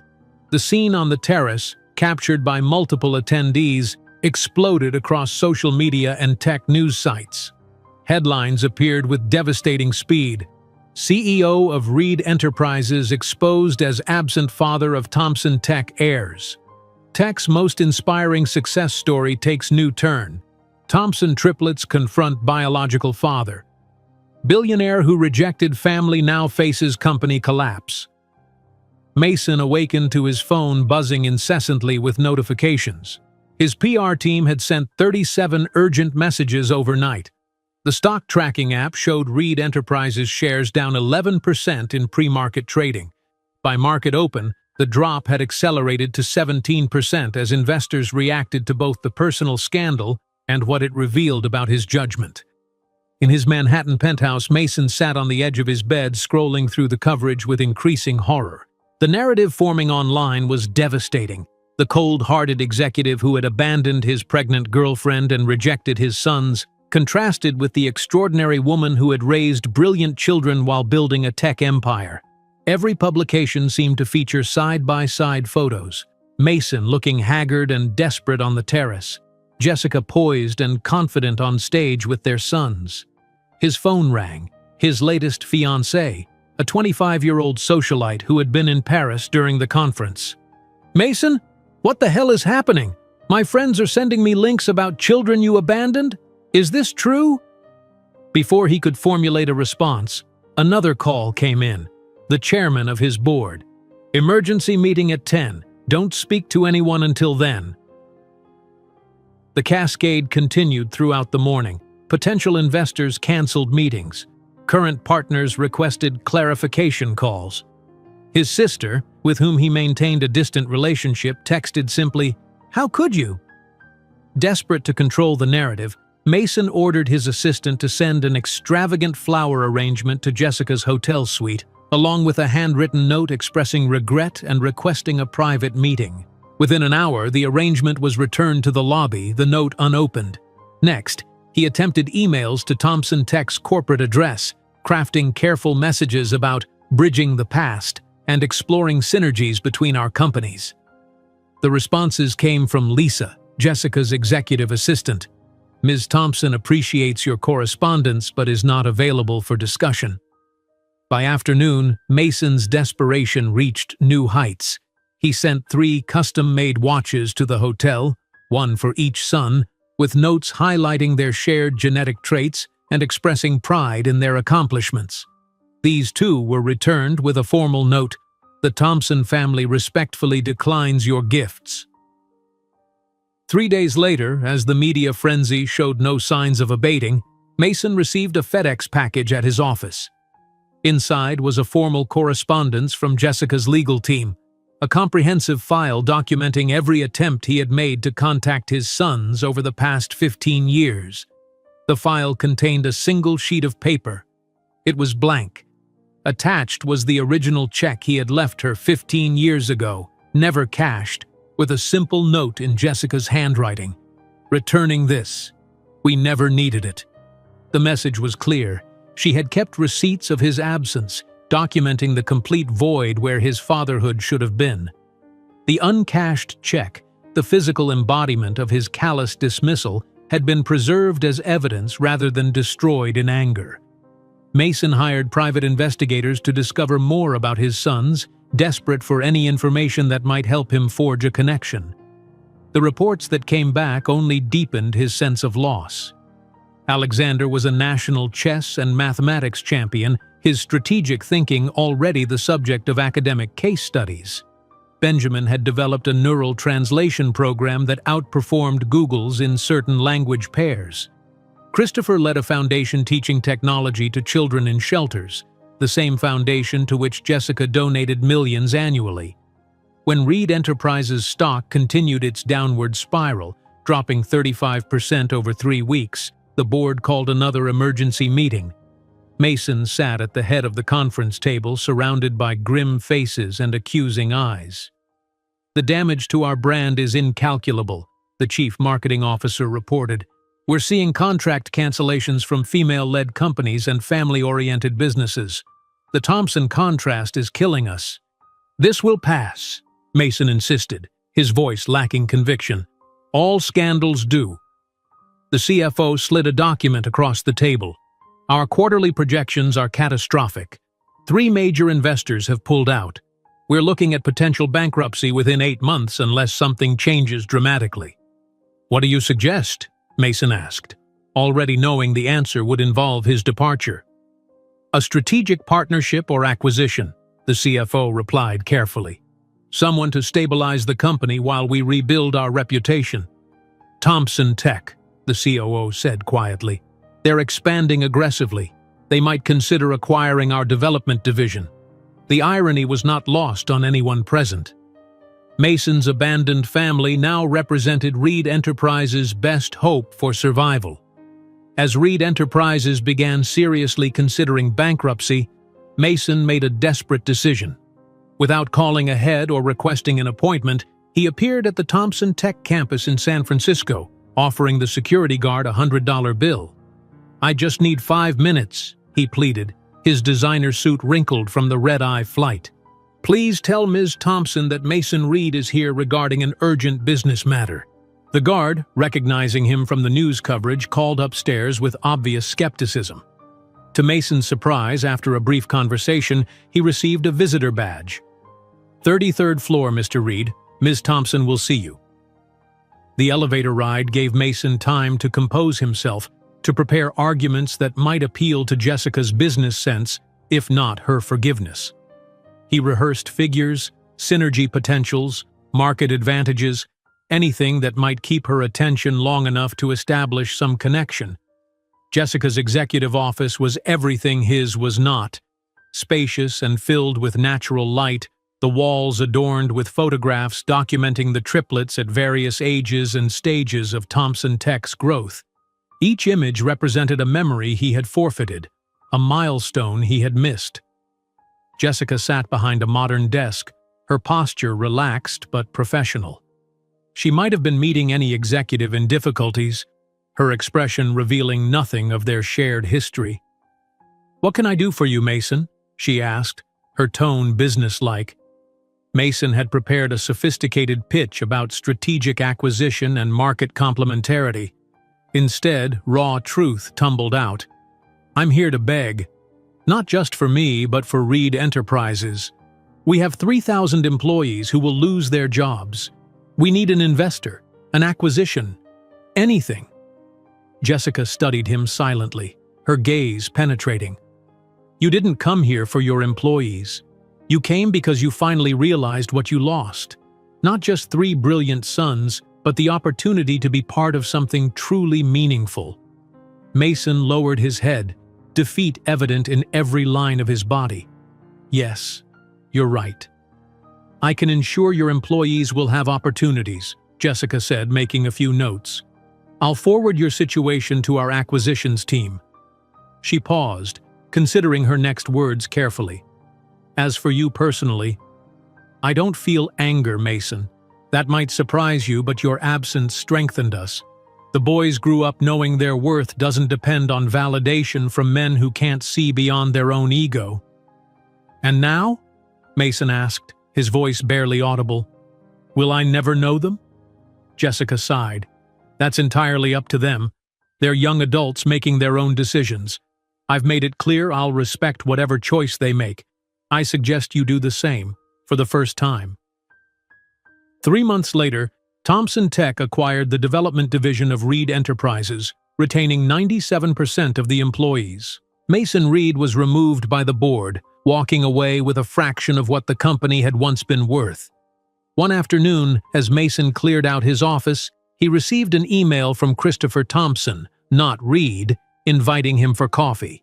It wasn't forgiveness or acceptance, just an opportunity to meet the man who had contributed his DNA. That same day, Jessica accepted the National Innovation Award, becoming the first self-taught woman to earn such an honor.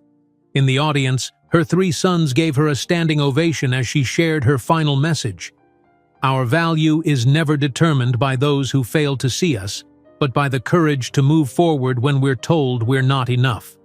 The greatest innovation we can create isn't found in code or algorithms, but in building a legacy of dignity and purpose that defies all expectations." As the ceremony concluded, she didn't spare a single thought for Mason Reed. Her life was complete, filled with accomplishment, purpose, and the love of 3 extraordinary young men who had never needed a father to become exceptional men. Meanwhile, Mason sat alone in his now modest apartment, holding a picture frame containing a photo of the triplets he had downloaded from the internet, contemplating the empire he had rejected before he even knew it could exist. Meanwhile, Mason sat alone in his now modest apartment, holding a picture frame containing a photo of the triplets he had downloaded from the internet, contemplating the empire he had rejected before he even knew it could exist. The morning light filtered weakly through the blinds of Mason's Upper East Side apartment, now a far cry from the sprawling penthouse he'd occupied just months earlier. The downgrade had been necessary after the board's generous severance package proved less substantial than expected once his debts were settled. He placed the framed photo on his coffee table next to the morning's Financial Times, whose headline announced Thompson Tech's latest acquisition, a cybersecurity firm that would extend their reach into government contracts. The intercom buzzed, jarring Mason from his contemplation. His lawyer, Richard Winters, had arrived for their scheduled meeting. Mason straightened his posture and adjusted his shirt cuffs, small gestures from a lifetime of projecting confidence he no longer felt. "The paperwork is finalized," Richard said, placing a thick folder on the table after perfunctory greetings. Thompson Tech's acquisition of Reed's development division is complete. 97% of the staff retained, as promised. Mason nodded, a hollow acknowledgement of Jessica's extraordinary generosity toward people who had depended on him. And the employees? Most seem relieved. The Thompson reputation for ethical management and work-life balance has created significant optimism. Richard hesitated before adding, "Several have mentioned they'll have better parental leave than Reed ever offered." The irony wasn't lost on Mason. The woman he'd expected to terminate her pregnancy rather than inconvenience his career now offered his former employees benefits specifically designed to support parenthood. "What about my non-compete clause? Will it prevent me from starting over?" Richard interrupted gently. "Mason, be realistic. Your reputation in the industry is—" He trailed off, searching for a diplomatic phrase. "Destroyed," Mason finished for him. "You can say it." Richard nodded. "The non-compete applies only to direct competition with Reed's former technologies. You're free to pursue other ventures, though I would suggest something far removed from your previous work." After his lawyer left, Mason stood at the window overlooking a street that was merely nice, not exclusive. His phone chimed with an email notification. His heart rate quickened when he saw the sender, Christopher Thompson. "Mr. Reed," the message began, formal but not cold. "I've considered your repeated attempts at contact. I'm willing to meet for coffee this Thursday at 2 o'clock at Madrigal's on 34th Street. To be clear, this isn't forgiveness or acceptance, merely an opportunity for me to form my own assessment. Please confirm if this works for you." Mason's hands trembled as he typed his reply, attempting to sound grateful but not desperate. 3 attempts later, he settled on a simple, "Thank you, I'll be there."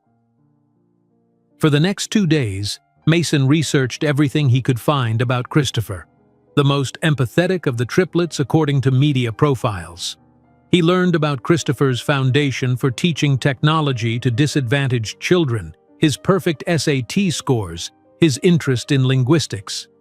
Mason rehearsed questions and potential topics, preparing as meticulously as he once had for board meetings.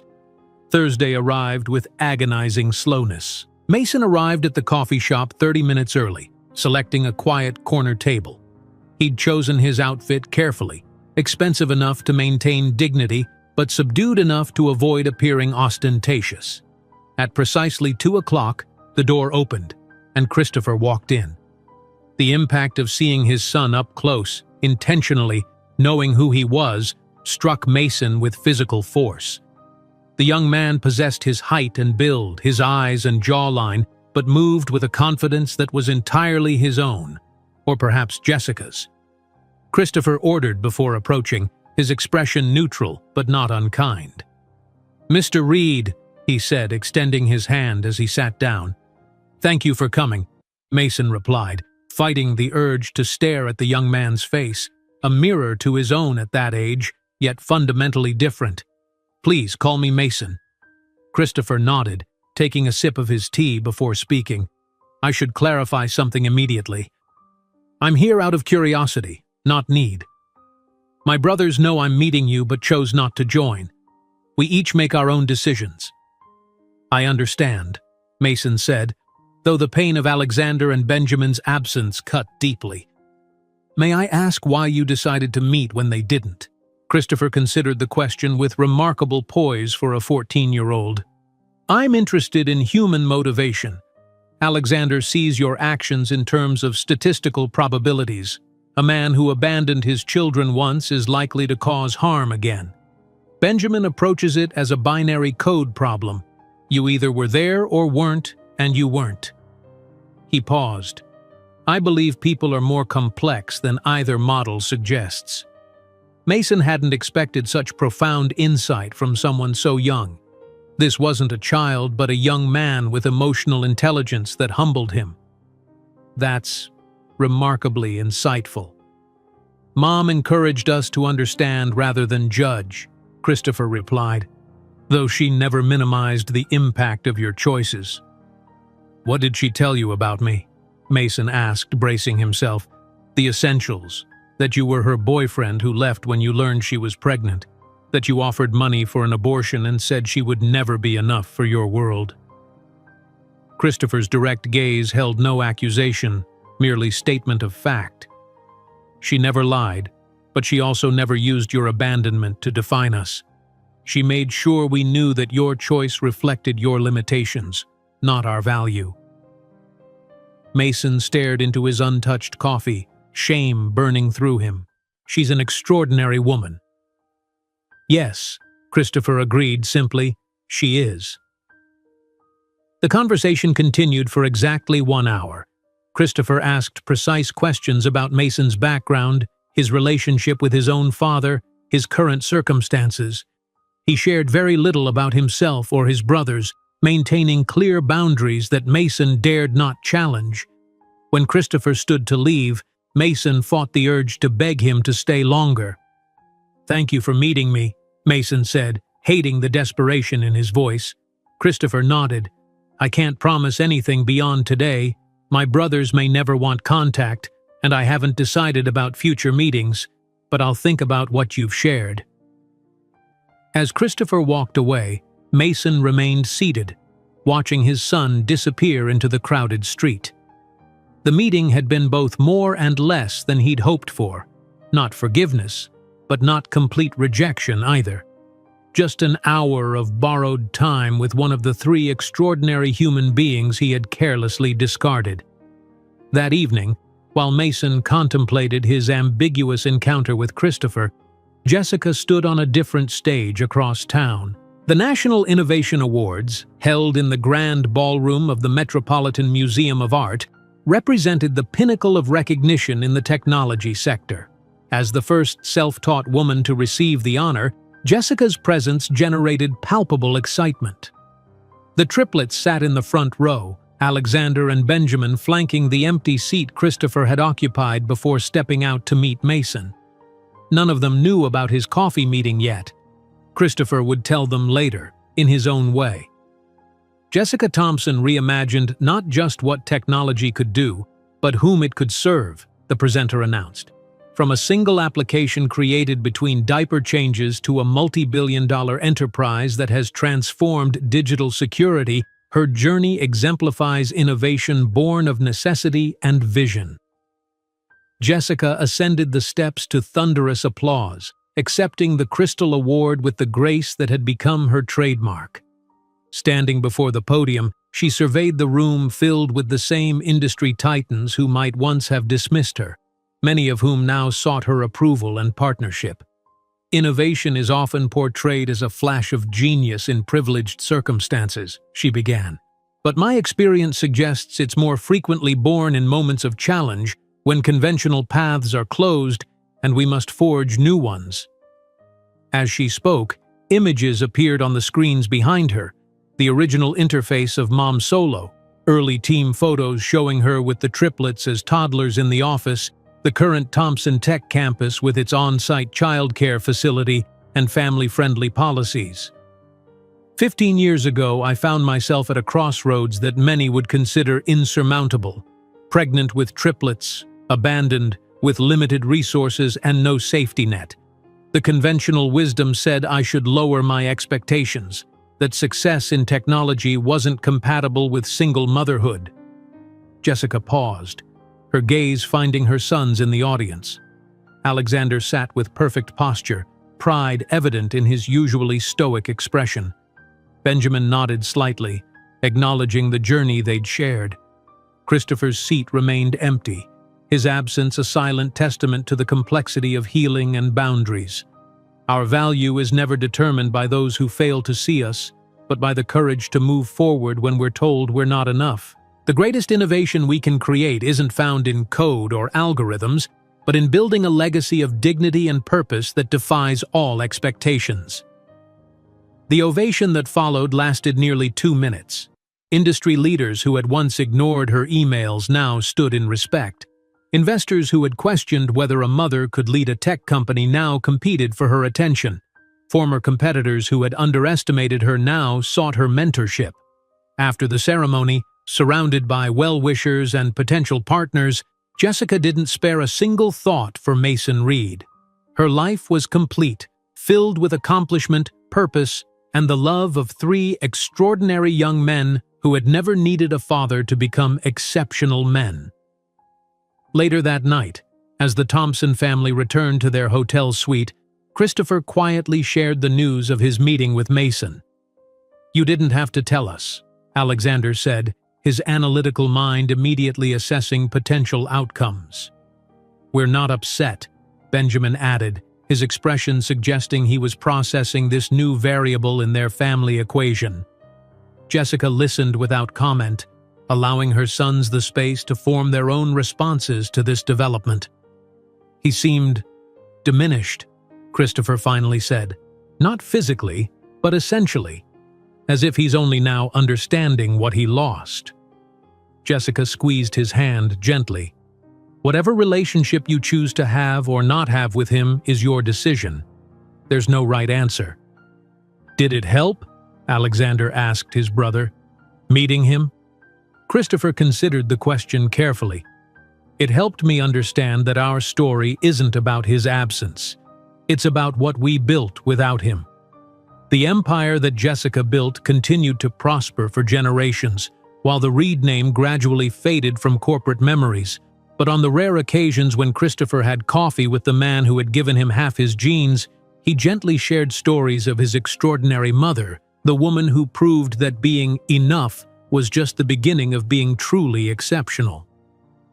If you enjoyed today's video, I'm sure you'll love the next one. Don't waste time. Just click on the screen.